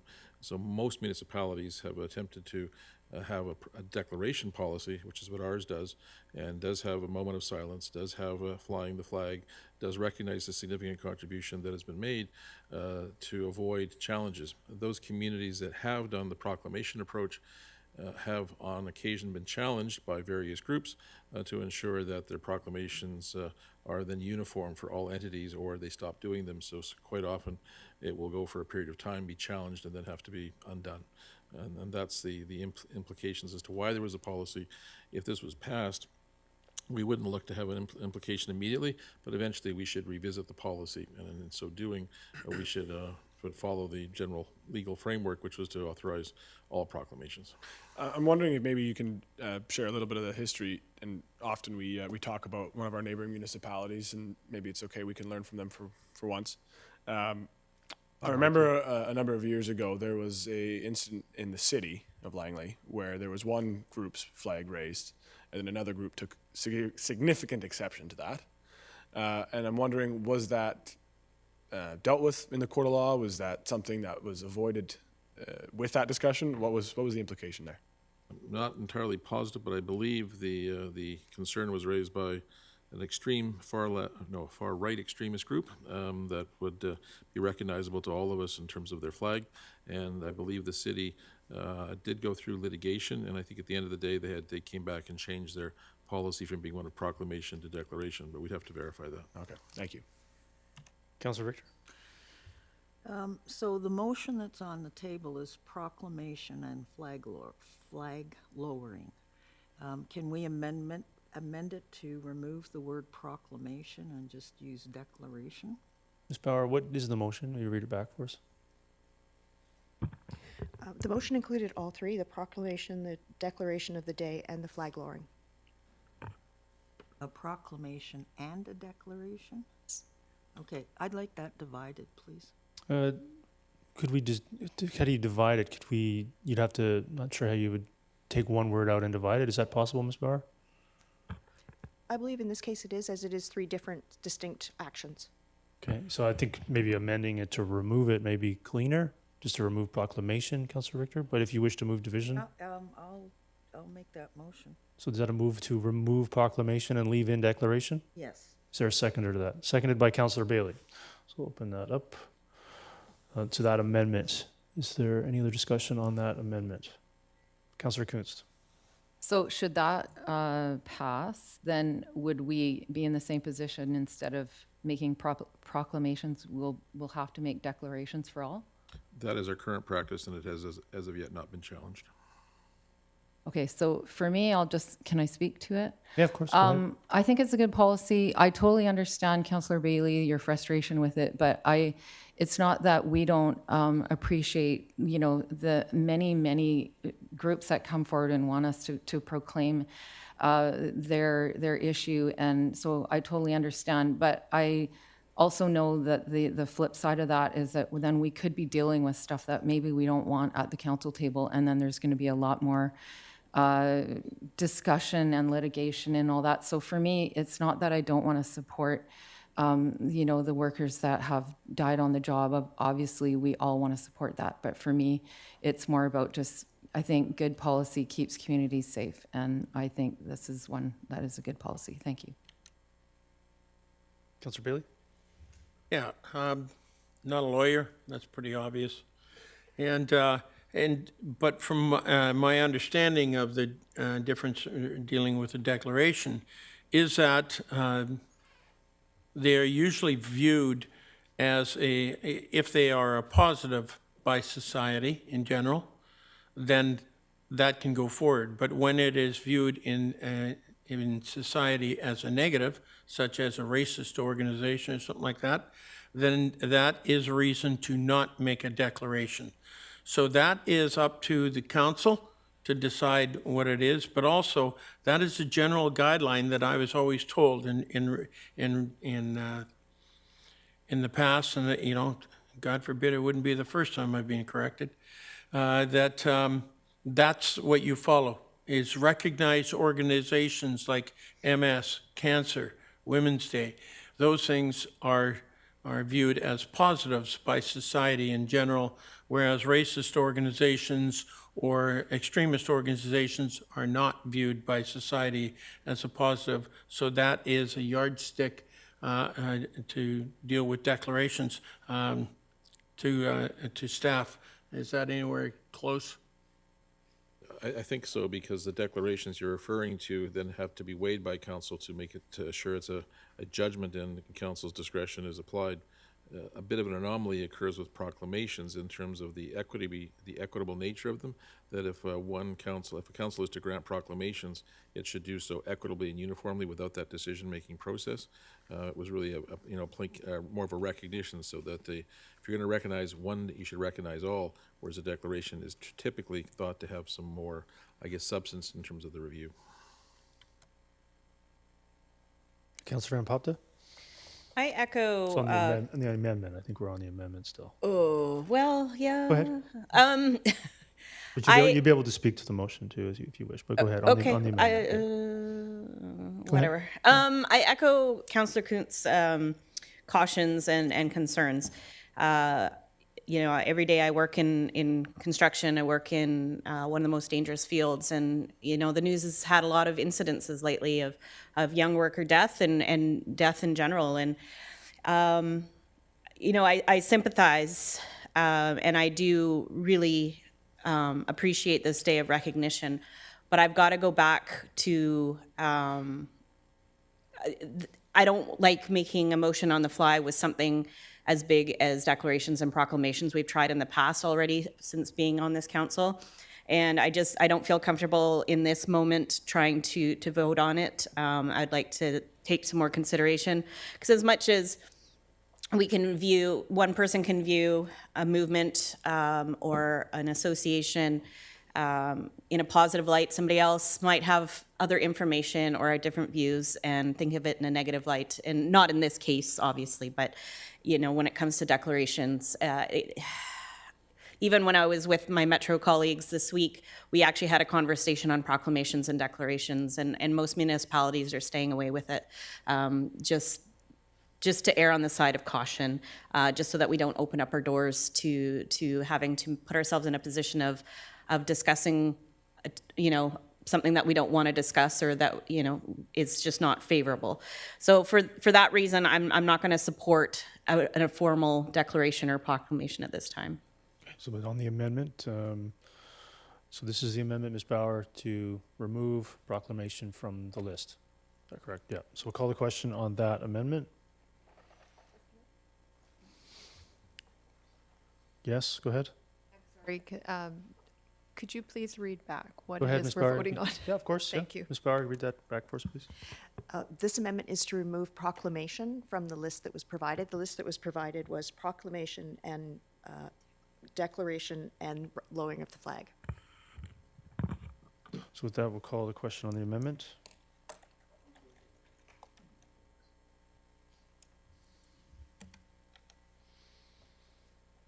And that carries with Councillor Kunz, Councillor Van Popta opposed. Now back to the main motion as amended. I'll clear the queue. Does anybody else wish to speak to the main motion as amended?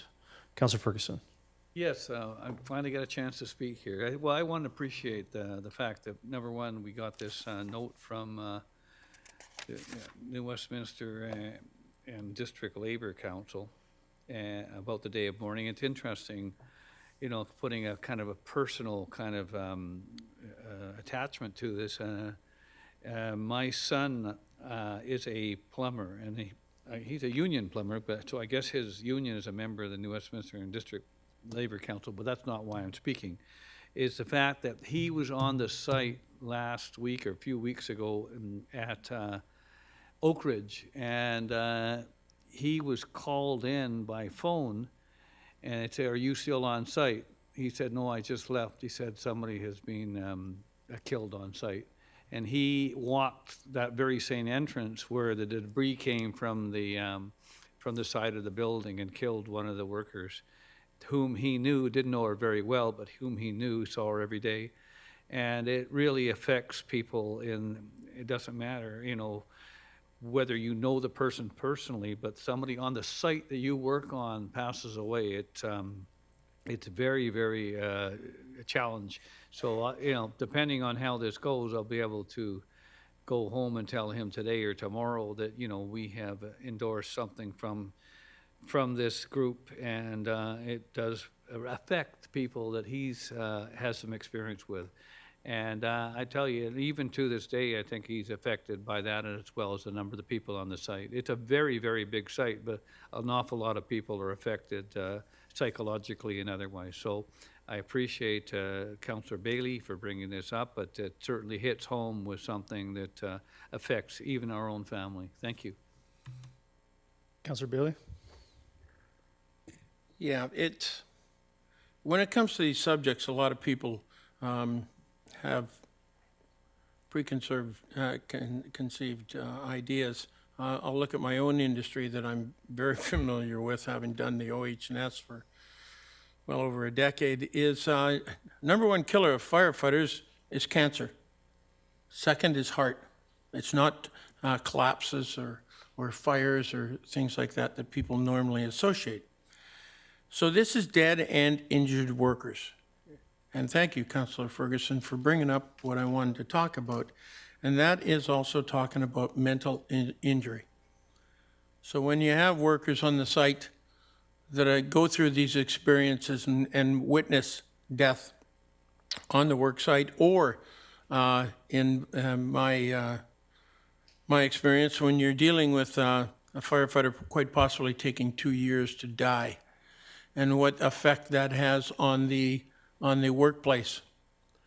And other industries in the same, asbestosis and other ones like that, they are also included in the injured and the dead.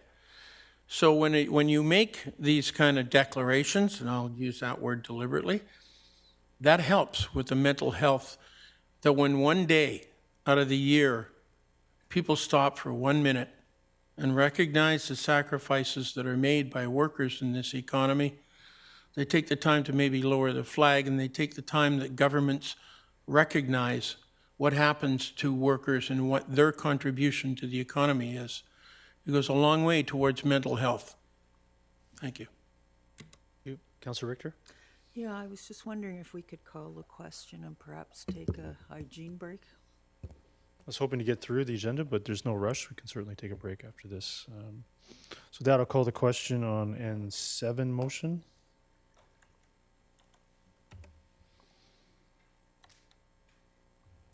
That carries. Councillor Van Popta opposed. So why don't we just complete items N? Is there anything else on items for information?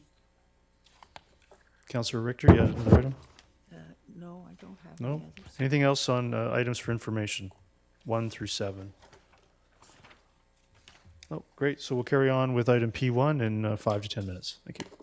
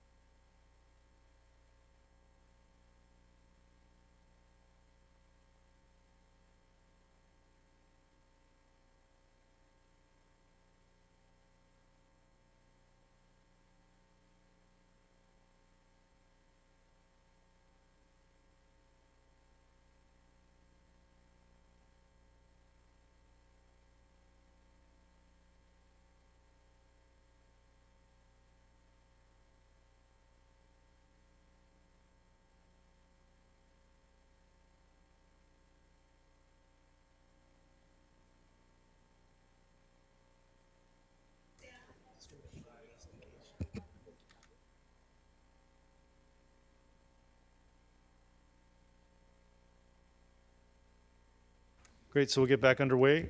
Item P1, I'll move that. Is there a second? Seconded by Councillor Rint. Any discussion on P1? Councillor Richter. Yeah, seeing as how we just, under M1, announced the reestablishment of the joint task force between the School District 35 as well as the Township of Langley, I would like to refer this matter to that committee because I'd like to get the school board's comments on it before we pass this. Is there a seconder to that? Seconded by Councillor Kunst. Go ahead, Councillor Richter. Yeah, I think this is maybe putting the cart before the horse. Like either we're going to work collegially with the school district in order to solve our joint problems, or we're going to pass something like this now without ever talking to them, which is not working collegially. It's basically saying this is what we're doing. And I think we should have their input before we actually vote on this.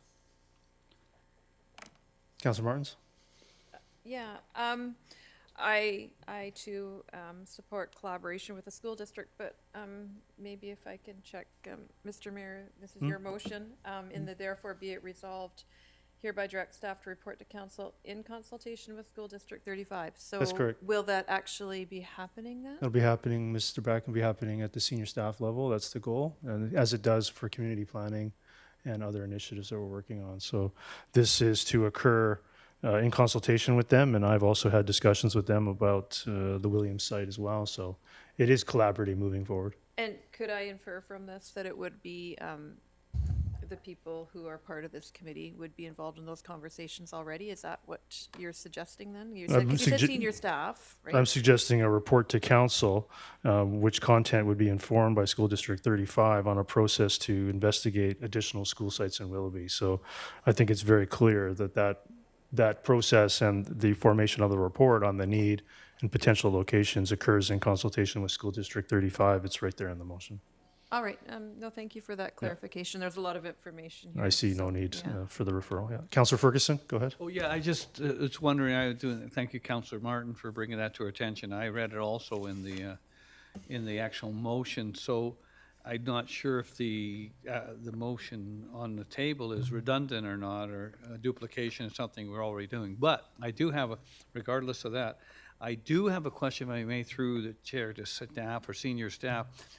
Regardless of a meeting on a kind of an ad hoc basis with the school district, you're consistently in your staff, if I may, through the chair, Mr. Backen, are meeting or talking about all sorts of issues with the school district, parks, cutting the lawns, lights, the list goes on, sidewalks, and with the school district on a regular basis.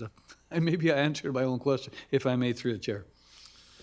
Effectively, you have there is staff, I guess, communications at all levels to the organization, both the township and the school districts, ranging from on-site to supervisors, managers, directors, all the way through. So it does occur, and I think this is simply trying to utilize that process to prepare a report.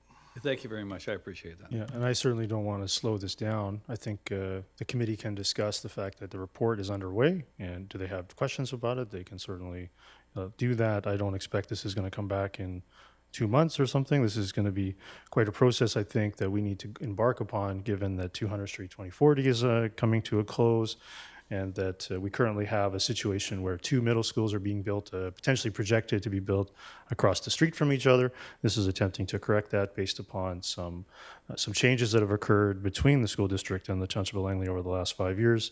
I actually think this is the definition of collaboration, to be working with the school district to find school sites that we're not even required to do for middle. So there's no requirement to do that. So I think to characterize it as the opposite of collaboration is just politics. Councillor Kunst, go ahead. Yeah, no, I was actually wondering about the last paragraph and what the rationale is for removing the middle school provision. What does that mean? We're just going to remove a middle school from Williams Neighborhood Plan, or we're going to move it in somewhere else in the Williams Neighborhood Plan? So this is trying to give staff some clarification on some of the 2018 version of the Williams Neighborhood Plan versus Which was a good plan, by the way. it certainly has some challenges to it. It's a plan that maybe doesn't address the housing crisis that we're currently facing, but it's being revised, I think, in a great way to avoid strip malls next to farmland and other flaws. But specific to the middle school site, Mr. Backen, if you recall, there was a middle school location in the 2018 version of the Williams Neighborhood Plan, but subsequent to that, the district and the province have determined to locate the middle school for that area adjacent to the high school. So if this was to proceed, we would be having a middle school across the street from a middle school. So what this is looking for is to provide some clarification. And I have had conversations with the superintendent and secretary treasurer who have no problem with this motion, in the idea being to find a better alternative location. Mr. Backen, if you recall that issue, where you have a 2018 direction, which was subsequently changed by the new high school, middle school site within Smith, adjacent to this plan. That's correct, Your Worship. The original plan was done in terms of a pure planning exercise. The school district has since got provincial funding, and did get provincial funding, to acquire a site that they hope to use for dual purpose, which means there has to be some adjustments to the originating plans to reflect the economic realities that have occurred. So does that mean we will just not have a middle school in the Williams plan, or we're in the Williams area, or? So we have one in the Williams area. That's the confusion, because in Right. Smith East, right at 212th and 76, there's a middle school. Yep. There's an old 2018 adopted bylaw which had the middle school across the street from there. And so this is providing clarity to staff to modify the So- Williams 3.0, I guess we're going to call it now, or 2.1, that would have that requirement relocated out of the Williams neighborhood plan. So out of Williams, okay, That's correct. all right, thank But you. on the referral to the committee, this would provide some direction to the staff to start that process with the school district. Referring it to the committee will just simply slow that down unnecessarily. Councilor Richter? I think that it would be common courtesy to approach the decision makers for the school district, which is the school trustees, as a group on using our joint committee that was established for purposes like this before we go talking to their staff. This is, I mean, you're saying you're going to remove a potential middle school provision in the Williams Neighborhood Plan. Why wouldn't you want to talk about that with the school trustees? I believe This that's is, been asked no, and it's answered. not collegial. It's asked and actually answered, though. being a bit of a steamroller. You're shoving a decision down their throat, and that's going to make for real good conversation down the road. No, see, the challenge being that just isn't factual. So if you have a conversation with the superintendent, multiple trustees, the secretary treasurer about this actual issue, there was no concern whatsoever when we embark upon a plan to assist them, which we're not even required to do. No other community does it that I'm even aware of, to find them another location for a middle school, which provide for more efficient encastments. I asked them, how is this going to work with a middle school across the street from a middle school? And he said, it's not. But this is what we're doing. Well, no, it's up to this council to say, okay, let's not do that based upon the quagmire, the issues I just outlined, and let's start a process to work with the school district to find a better spot for that middle school, which will allow for better catchments to the benefit of students and families in the Township of Langley. If you don't want to do that, then just vote against it. It's not that I don't want to do it. Sure sounds like it. You can stop putting words in my mouth, Mr. Mayor. I did not say that. I just said I think we should talk to the school trustees first before we pass this motion. This And is if for, you think again, if you think this motion is collegial, I don't know what planet you've been reading okay, about. so collegial. Be it resolved, the council reports to staff in consultation with the school district In to find. which you just said So, Councilor Richter, was staff to staff. you're very upset Where when I did the- interrupt you. Could I finish my response? But if you don't want me to, that's fine. Go ahead. No, I think it's challenging to be lectured about collaboration.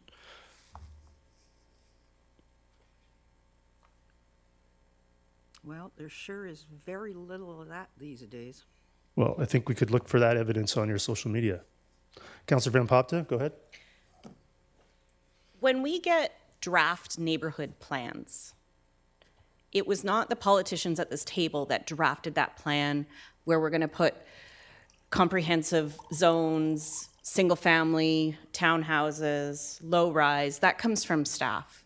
Staff are the professionals in planning.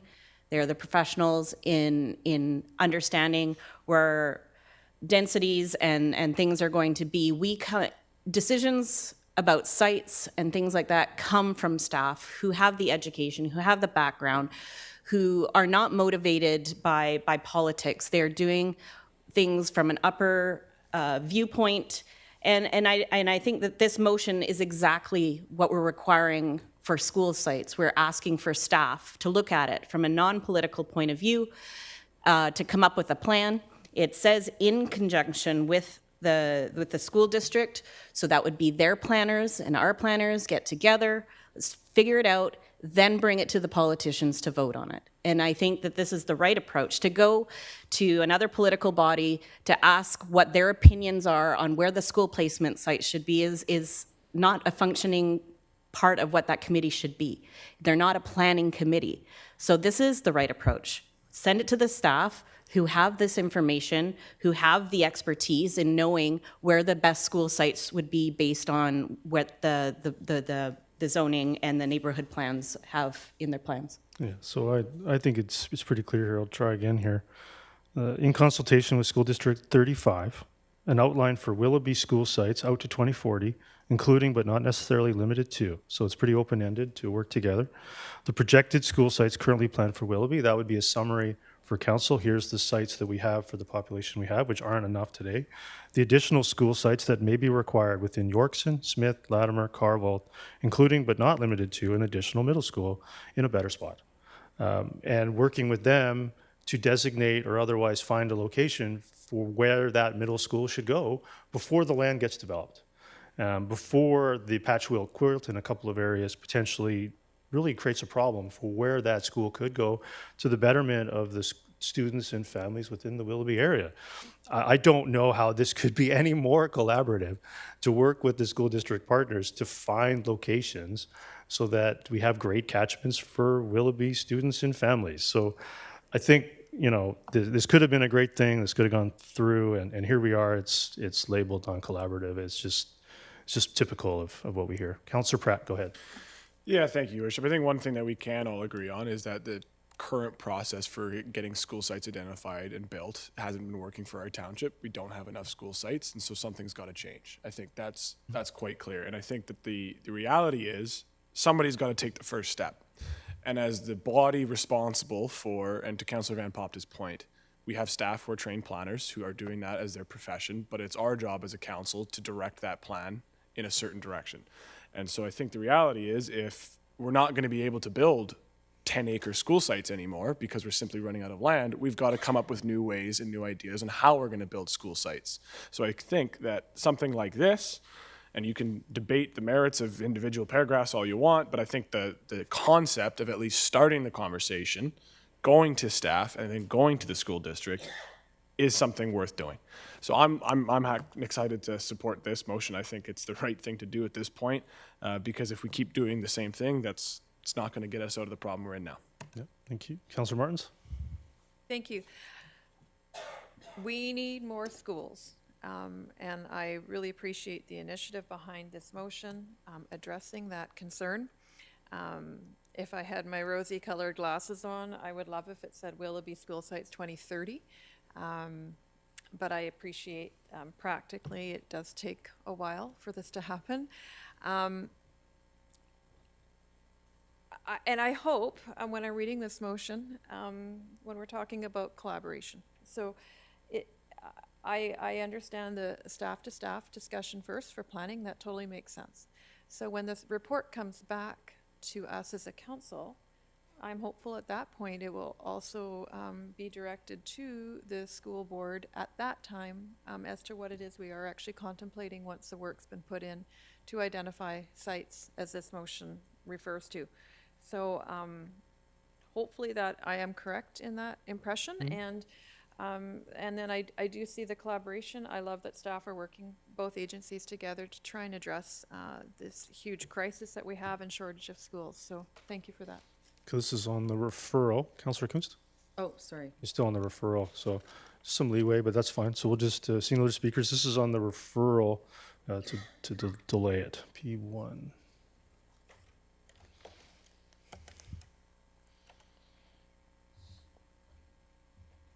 And that's defeated. Councillor Bailey, Councillor Rent, Mayor Woodward, Councillor Van Popta, Councillor Pratt, Councillor Martins, Councillor Ferguson opposed.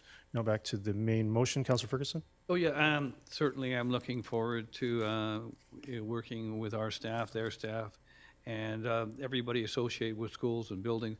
I had the privilege of serving, I wasn't even a member of the joint township and municipal between School District 35 and TOL, but I attended most of their meetings last term, which is about all 4 years. I attended those meetings, as you did as well. And also Mayor Woodward and at council at the time and Councillor Whitmarsh. So we had a well-attended, and I think anybody that wanted to attend could. I was not appointed by council to go, but I went anyway. Looking forward to attending future meetings with them. But I think this is a good step in the right direction to keep the pressure on. And the school district and ourselves, we work together to put the pressure on the province. The school district does not build schools, and neither does the Township of Langley. It's a provincial government. And I know that there was, if I may through a chair, there was some announcement, was it last week or the week before that, regarding a building expansion, if I may through the chair, to staff? That's correct, Your Worship. As I recall, I think it was to RE Mountain. It's an expansion they've been planning, and I think they've actually filed their building permit. So I think it's important to continue with those kind of discussions, but additions and structural changes and things, those are just a kind of a mini step. We need some schools built. Thank you very much, Mr. Thank you. Councillor Kunst? Yeah, I think, the last discussion, I mean, I want to recognize the fact that, Councillor Richter's point, I think, we kind of got off to a little bit of a rocky start with the School District 35. So I'm glad to see that we have reinstated the School District Municipal Liaison Committee. And I mean, I'm in support of this, so I'm going to vote for it. But I just, kind of want to recognize that, maybe we can, have better relationships going forward. Thank you. Yeah, I continue to not know what anyone is talking about in that regard. Councillor Bailey, go ahead. Yeah, I am glad to see us back at the table. In the meantime, though, there were discussions. There are discussions as a councillor. I viewed that that's part of my job to go and talk to people, whether there's a liaison committee or not. And I think it's because of those kind of discussions that this liaison committee is back on board. And I'm looking forward to get to back to a formal table instead of the informal version, and see if we can get some more schools built, and most importantly, in the proper places. Yeah, thank you. I mean, the School District 35 committee, the school district didn't put anything on the agenda for over a year, Councillor Bailey, if you recall. Yeah. So, okay, I'll call the question on P1. That carries unanimously. Item P2, Ms. Bauer, I'm going to just slow this down a little bit. I submitted on item G, if you could bring that up. And I'm also going to move the motion with a slight change to item C.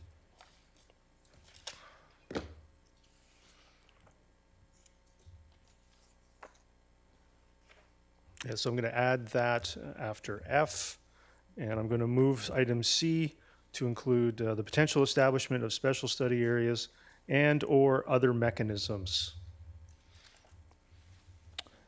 Is there a seconder to that? Seconded by Councillor Bailey. Councillor Kunst, go ahead. Yeah, I had a question about that very thing, special study areas. Now, I don't really know and understand a lot about what that actually means, and what is that, how does that change the neighborhood plan? Or what is the potential of a special study area for, say, someone that has a application either in stream or, looking to, put forward an application? Mr. Bracken? Thank you, Your Worship. The intention, I think, behind the special study area is to take a plan or neighborhood plan and to recognize that there may be some challenges associated with it, and therefore try to overcome those challenges by giving it extra attention through what's designated as a special study area.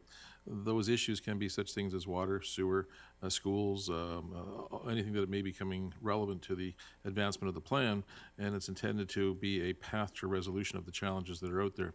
It can also be utilized then to accelerate council directives or policies.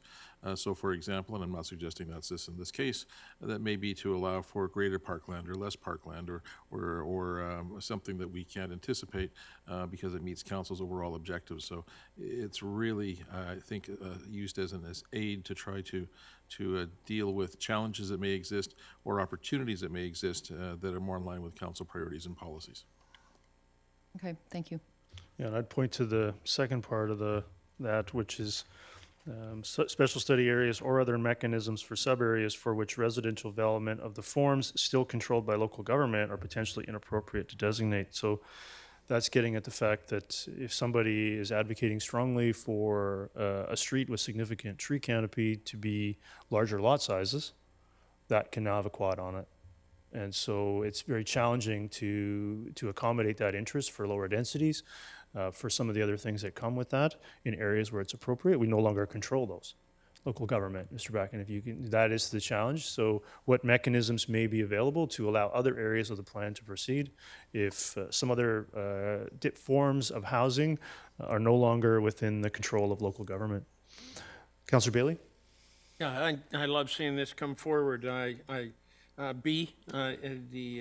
exploration of employment lands makes a lot of sense to me, since you've got one of the largest industrial areas possibly in the future in the world right next door, and especially A is talking about actually more room for the river. And throughout, ever since I got on here, I have stomped around Horn Pit more than a few times, especially with people who are very informed and have expertise in not only environmental areas, but in reclamation areas. And I am really glad to see this going ahead more and more. We have expanded this so the park will get larger and larger all the time, including buying that piece of property on 24th Avenue. And I just am really starting to get excited about what Horn Pit can look like instead of that gray wasteland that is sitting there now, that it's going to turn into a high quality, not only environmental area, but potentially a very significant educational area dealing with some of our local plants and animals. So I love seeing this come forward. Yeah, thank you. Councillor Pratt? Yeah, thank you, Your Worship. I think a lot of the concepts here, especially the employment land and recognizing that some of the densities might be changing in Brookswood are pretty interesting. And I'm wondering if, through yourself to staff, there's a mechanism that we can use to try and advocate to, especially TransLink, because it's in their frequent transportation network in 2050, the Transport 2050 plan, to eventually get more express service down to these parts of Brookswood. And I'm thinking, especially if there's going to be more jobs in the area, potentially, who knows, what we can do. Can we proceed with some type of 2040 South plan at some point to try and encourage TransLink to look at this area as a place to invest in? Well, if we could get TransLink to even provide service to areas that already exist, Councillor Pratt. Amen. Yeah. But I think that's something to consider and keep in mind moving forward, especially with these changes potentially to Brookswood, Fernbridge. Mentioned you had a specific question potentially? Yeah, is there a mechanism we can look to TransLink to include higher level of transit service to Brookswood in the next rendition of transit's planning? I guess two things come to mind, each of which are not likely promising. That is, of course, to have our rep lobby for those improvements, and as well for the Technical Advisory Committee to continue to analyze the need for those improvements. As the Mayor referenced, though, we have difficulties in areas that I think would warrant service now in terms of the TransLink's available resources, and as such, it's usually a case of that the supply of the service follows demand, reaching a point where it can't be ignored. And right now, again, we're in a development phase, so it's a good reference back to other areas where demand is approaching that level. But even at this point, the TransLink hasn't responded with additional resources. Thank you. And I believe it would be incumbent upon who the rep, Mr. Becken, mentioned when Transport 2060 is on the table. Transport 2050 was before my time, and that's the document that we have. Yeah. So advocacy, amending it is nearly impossible. Councillor Kunst?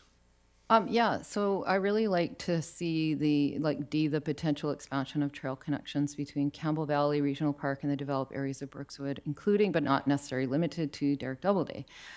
Living in Brookswood, I walk, I bike around out there all the time, so I would really love to see an enhanced expansion of the trails. I guess my question would be, would the Derrick Doubleday as part of the Arbor Ribbon Trail system, could we include the Arbor Ribbon Trail as part of that expansion, or is that just a little too far east? So item D is actually worded partly for you, Councillor Kunst, given that you campaigned on an Arbor Ribbon plan and seeing that advance more quickly than it has in the past, which is why it's been designed or thought for creating a network that would get us beyond the boundaries necessarily of the Brookswood Community Plan, but start thinking about connecting the Arboretum to Campbell Valley along with the Arbor Ribbon thinking. So that is the precise intent of item D, and I thought of it because of some of your campaign brochures. Well, thank you. I appreciate that. Yeah.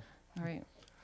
Councillor Ferguson? Yeah, you might have seen some of my campaign brochures too. I did them all, Councillor Ferguson. Quite a ways back. If I may, I've read them all. If I may, through the chair, I remember when then Councillor Vickberg brought the Arboretum up and we discussed it in council, and how far, if I may, through the chair, how far along are we with the Arboretum right now, if I may, if you know, through the chair? I would say it's in the, perhaps with the land acquisition, maybe 25%, because there's rights-of-ways lands to acquire. There is no specific program to initiate that. It's done when opportunities arise. And we continue to be vigilant to try to obtain interest in land when appropriate and use third parties and partners and government grants where we can to try to advance it. Thank you. Thank you. Seeing no other discussion, call the question on P2.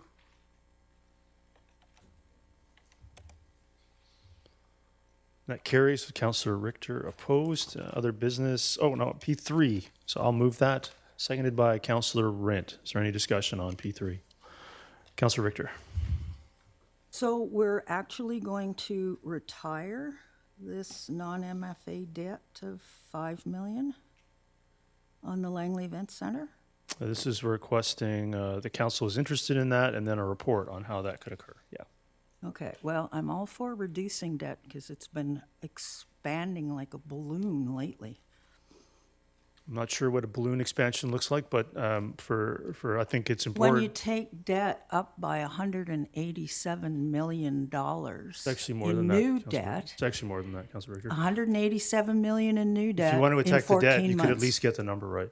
I mean, so I think for me, this is really important because of the fact that it's non-MFA and that it is currently embedded within the base budget for property taxation, Mr. Baggins. So if this is redeemed, it would allow us to put that money towards other projects where we're most starved for revenue, which is property tax-based projects. Mr. Baggins, maybe give us some background on this debt and what the benefits might be. Thank you, Your Worship. In the year when this debt was acquired, it was through a partnership with a third party. The third party had to acquire the funds to build the facility, or the remaining funds, and at a point many years ago, the township took that over and therefore inherited what is effectively is bank debt.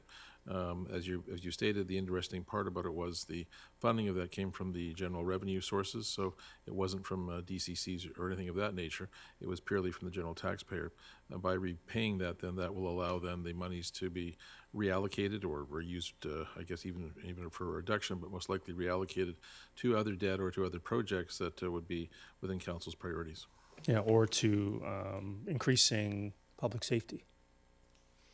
So I think that there are many ways, and I think addressing this, you look at the debt schedule, there are line items which are paid for out of property tax brought in by previous councils. And so I think it's important to have those in a schedule when they'll be considered to potentially be redeemed, to make better use of the most scarce resource we have, which is property tax revenue versus development revenue sources. which are more flexible in terms of capital projects, and there aren't as many demands on them as there are in property tax revenue. So this is bringing this to council's attention to get an endorsement of the idea and then bringing forward a report for a final decision. I think it's, we're hearing a lot about debt, but it's also important to recognize it's a very important tool. And so I applaud the council of the day using debt very effectively to build the Lang Event Center. What a fabulous facility. Imagine if we just voted no against everything back in 2005, what we would have today. We certainly wouldn't have the Langley Event Center. So I think it's important to really look at the balance of what's being achieved with the instruments that are available to us. And if you don't like the instrument, then propose something different. And if you're not proposing something different, then I guess you don't like the result. And I think that's the situation that we're in. And imagine this community without the Langley Event Center. And that's the decisions we're faced here with it today. And I think it's really important to keep an eye on the debt, keep an eye on what's paying for the servicing of the debt, and where it's property taxes. Make sure we can find another source and put that property tax revenue to other good works. Councillor Ferguson.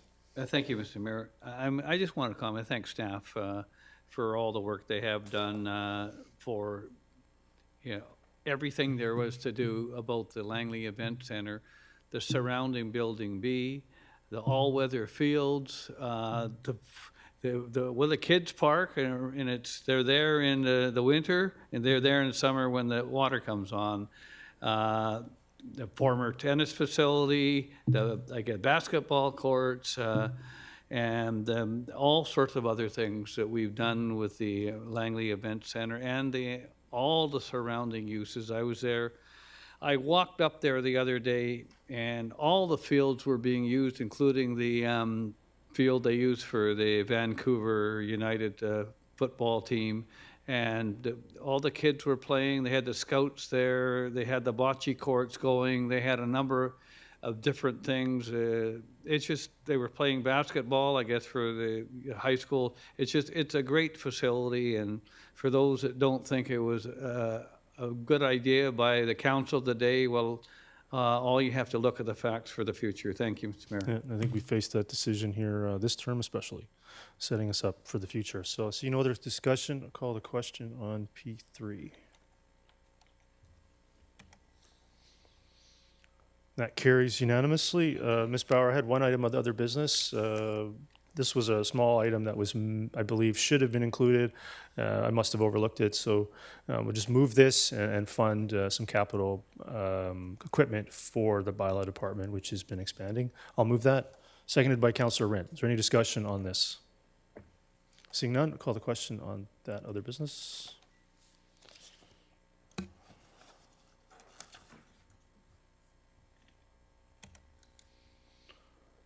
That carries unanimously. Is there any other business? Councillor Richter. Yes, I'd like to raise items number 33 on today's items distributed to council list, as well as item 6 on the March 14th items distributed to council list, which were sent to 39 staff members as well as council. Now, these two particular items, especially the one today, the intent and the effect of this is to ridicule and humiliate. This is workplace bullying. And I understand the mayor's office were the ones that insisted it be added to the items distributed list. And so I'd like to know, Mr. Mayor, did you order these items be put on the list?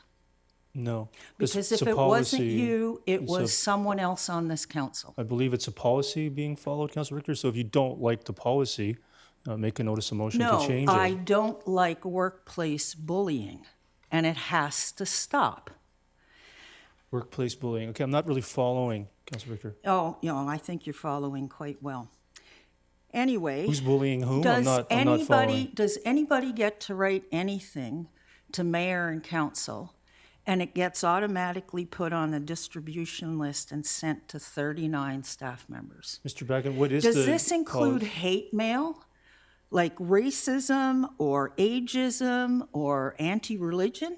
Has there been a racist email that I'm not aware of? No, there has been a bullying email. I'm honestly not following. Okay, Councillor. where Who is are the bullying checks whom? and balances?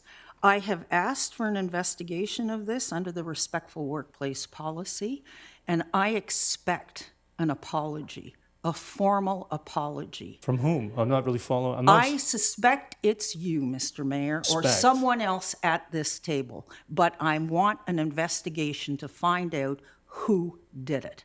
Did Because what? I'm it's not- wrong. Mr. Bracken, I believe there's a policy that's followed. I'm not, there's a policy for the distribution and the mayor-council email address. I'm not really following.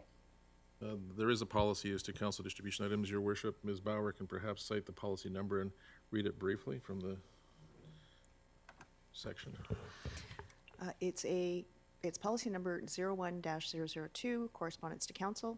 The purpose is to outline procedure for dealing with correspondence addressed to mayor and council.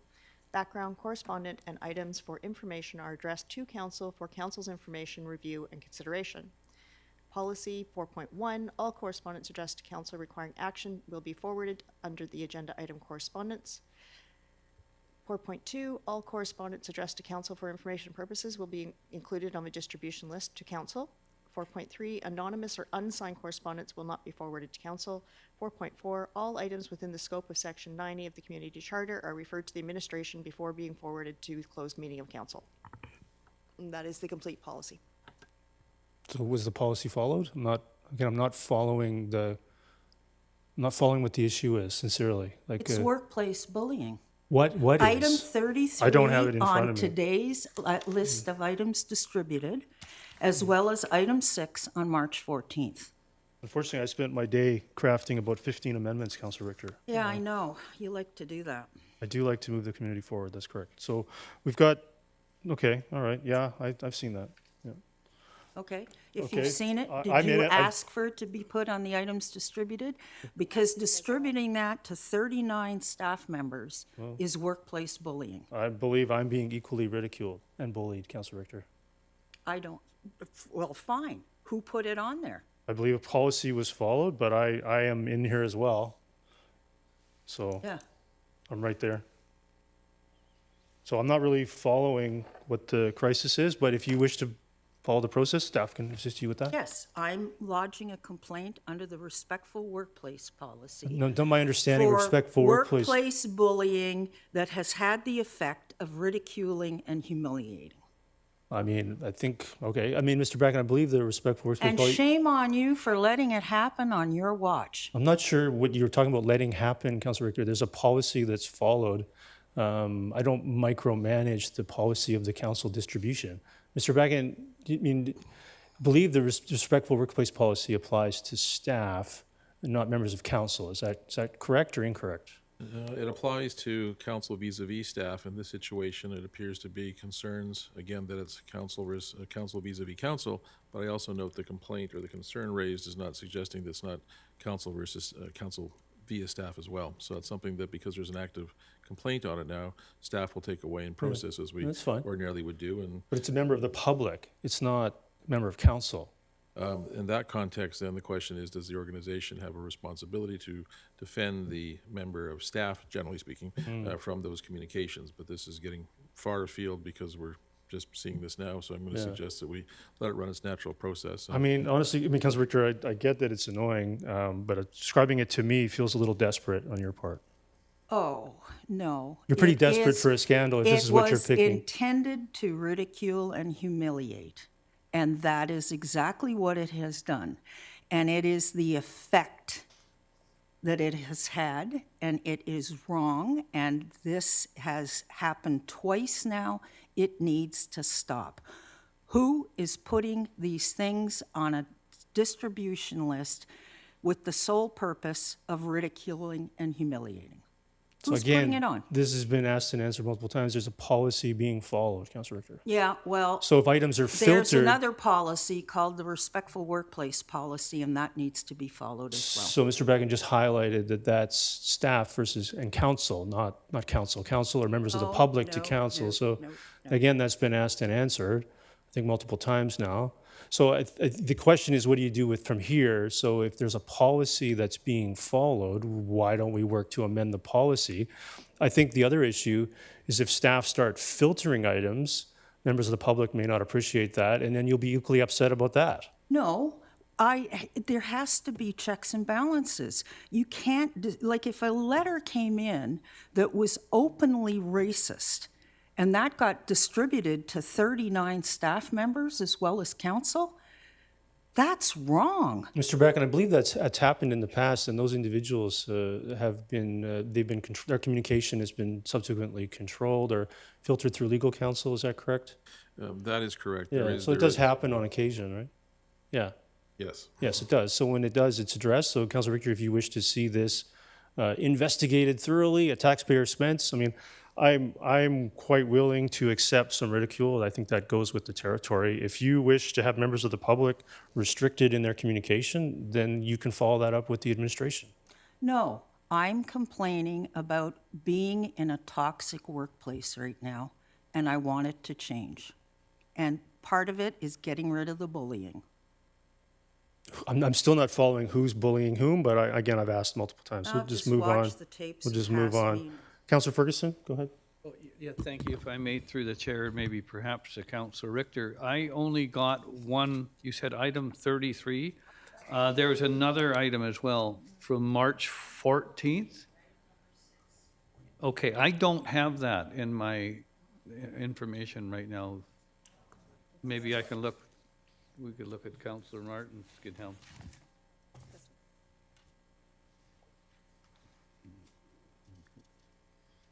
Okay, so this is, these are items, if I may, from a private, now I have to ask a question through the staff, from a private citizen that has written to the township, and I imagine that a private citizen, would that mean that the council or would have, I don't know, what kind of a power we have? I know we're kind of a quasi-judicial, and we have rules under the provincial legislation. We're a child of the province. We don't have ability to go after a private citizen, do we, if I may, through a chair? Mr. Bagan?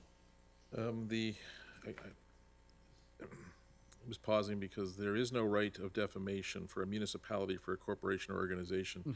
I think that's what you're referring to. That's correct. The challenge we face, again, I'm not commenting on these communications at this point because it's very much premature, is merely that we have to ensure that there is a respectful workplace and safe workplace geared primarily towards the staff function, because staff can't respond, obviously, in the public realm.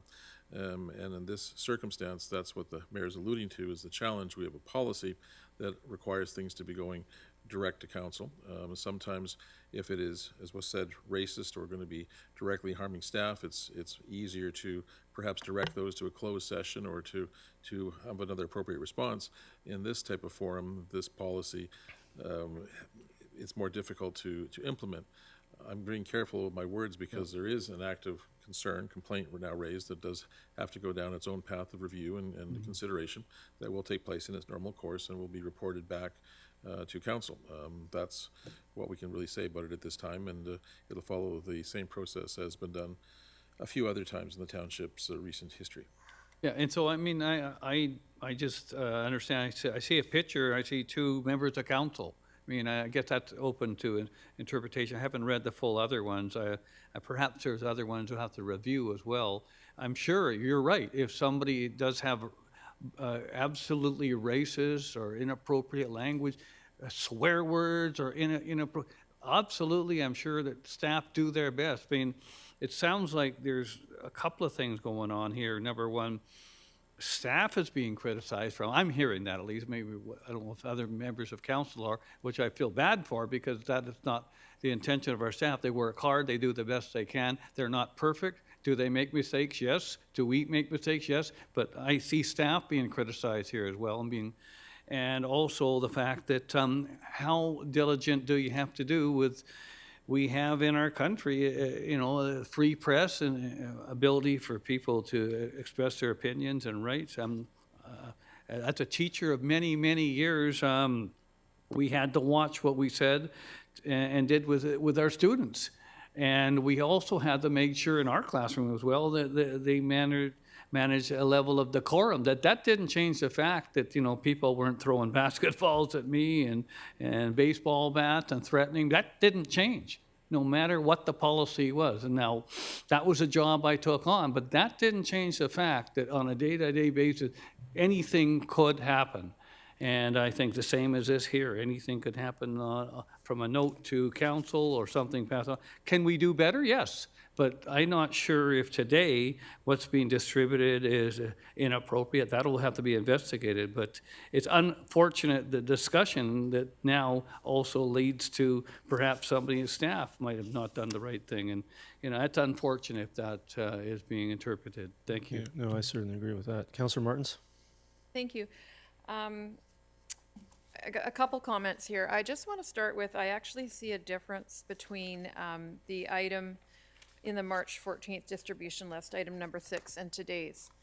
Today's item, as far as I can tell, went directly to the mayor and council email or legislative services. It didn't, because I certainly didn't receive it individually. Item 6 from the May 14th distribution list, on the other hand, was clearly addressed to each individual councillor and mayor email address, and only those. Then all I see is a staff member instructing legislative services to add it to the distribution list. What we don't see is what happened in the middle. In order for that to have happened, and this is where I want to, preserve our staff here. There was a forward from one of us at the table to that staff member, and that's been intentionally removed from here. And so somebody at this table did further the distribution by doing that. And I just think that needs to be pointed out.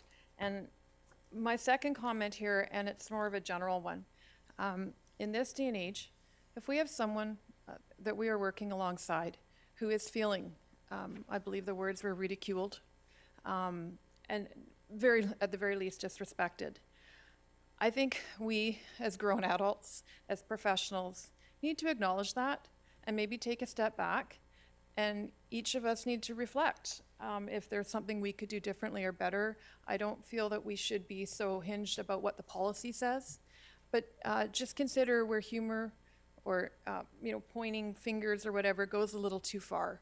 And let's be respectful of one another. We're here to do a job, we're here to govern. And I think that's really important. And I just don't want it to be lost on the fact, splitting hairs here, that somebody at this table feels ridiculed.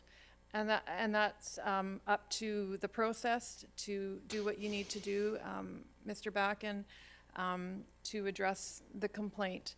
But let's just try and be kind and be respectful to one another. We can disagree on principle, but we should be able to be respectful with one another.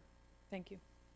Yeah, I mean, that's definitely challenging. I'll admit some challenges there with myself, some of the interactions since becoming mayor. I mean, to be lectured about collaboration is a bit rich. To be lectured about ridicule and bullying is a bit rich. I mean, is calling me a Trump wannabe on social media, is that collaborative? Is that bullying? So I think it's a bit, honestly, the hypocrisy here is just ludicrous. Councillor Van Popta, go ahead. Yeah, I mean, we don't know if the center sent this separately in a different email to the mayor and council email, so to peg that this was forwarded by somebody on council to staff to post, I think is a little unfair and a little presumptuous.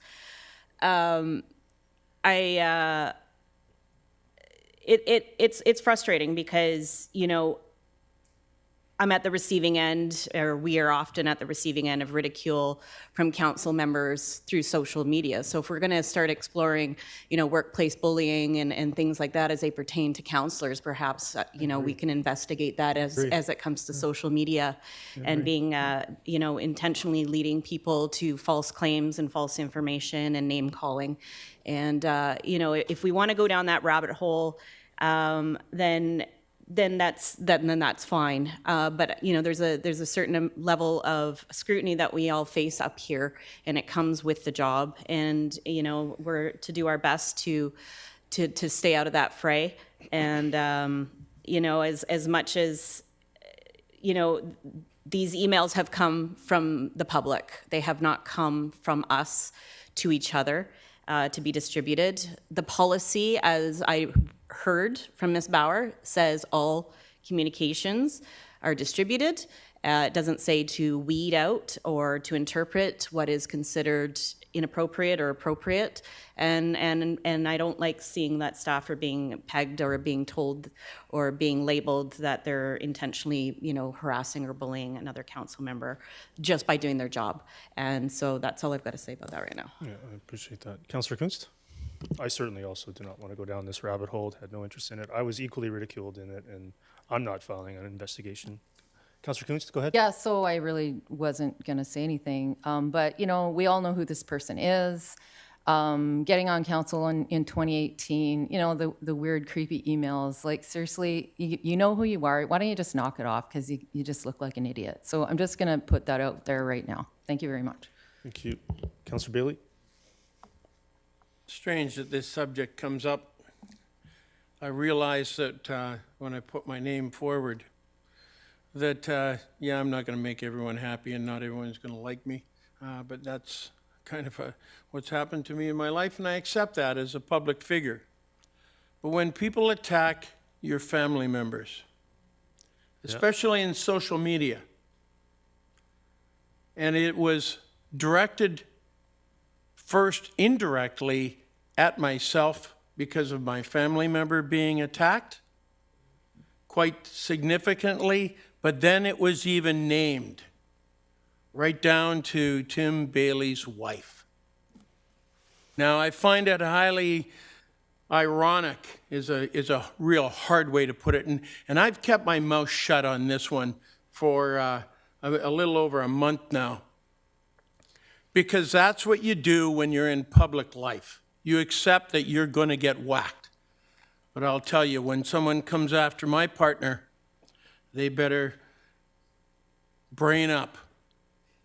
And this is not a threat, but I am so tired of the pettiness that is going on in the township of Langley, especially when they attack my partner, and they damn well better not go near the rest of my family. Thank you.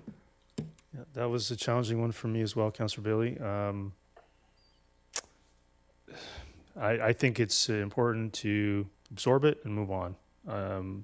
I look today at how much time we spent on this versus all the good work that was accomplished just on this agenda alone. I'd prefer to focus on that, not on an email or someone attempting to create drama and then blame us for the drama. Councillor Pratt, go ahead. Yeah, thank you, Your Worship. At risk of extending the conversation, and I've pressed my on and off button request to speak here a few times, but so I've been called slimy on social media. I've been called the spare. There's a few of us in the March 14th distribution list item that we're talking about who got some nicknames, and I know that mine is not in this email. It's not just used by that individual, and I know that it's been used in many other conversations behind the scenes. It hasn't not necessarily been on social media, but I know it's out there. So this does come with the territory, and it's very unfortunate. And I think that to Councillor Ferguson's repeated statements before, we could all have a little bit more decorum, and not just this council, but across the community. So this conversation really does frustrate me because I think there are different levels of disrespect that have occurred amongst all of us. And I think that we could all be better. So it's a very, very, very frustrating thing, to your point, Mr. Mayor, about I haven't necessarily agreed with you or other members of this council on everything that we've accomplished or done this term, but I've supported things that I think are worthwhile. And conversations like this really, really, really frustrate me because I think that we are distracting from other things that we should be focusing on. That really comes down to it for me. So that's it for me. Yeah, me as well. I think that's the intent. Councillor Richter, go ahead.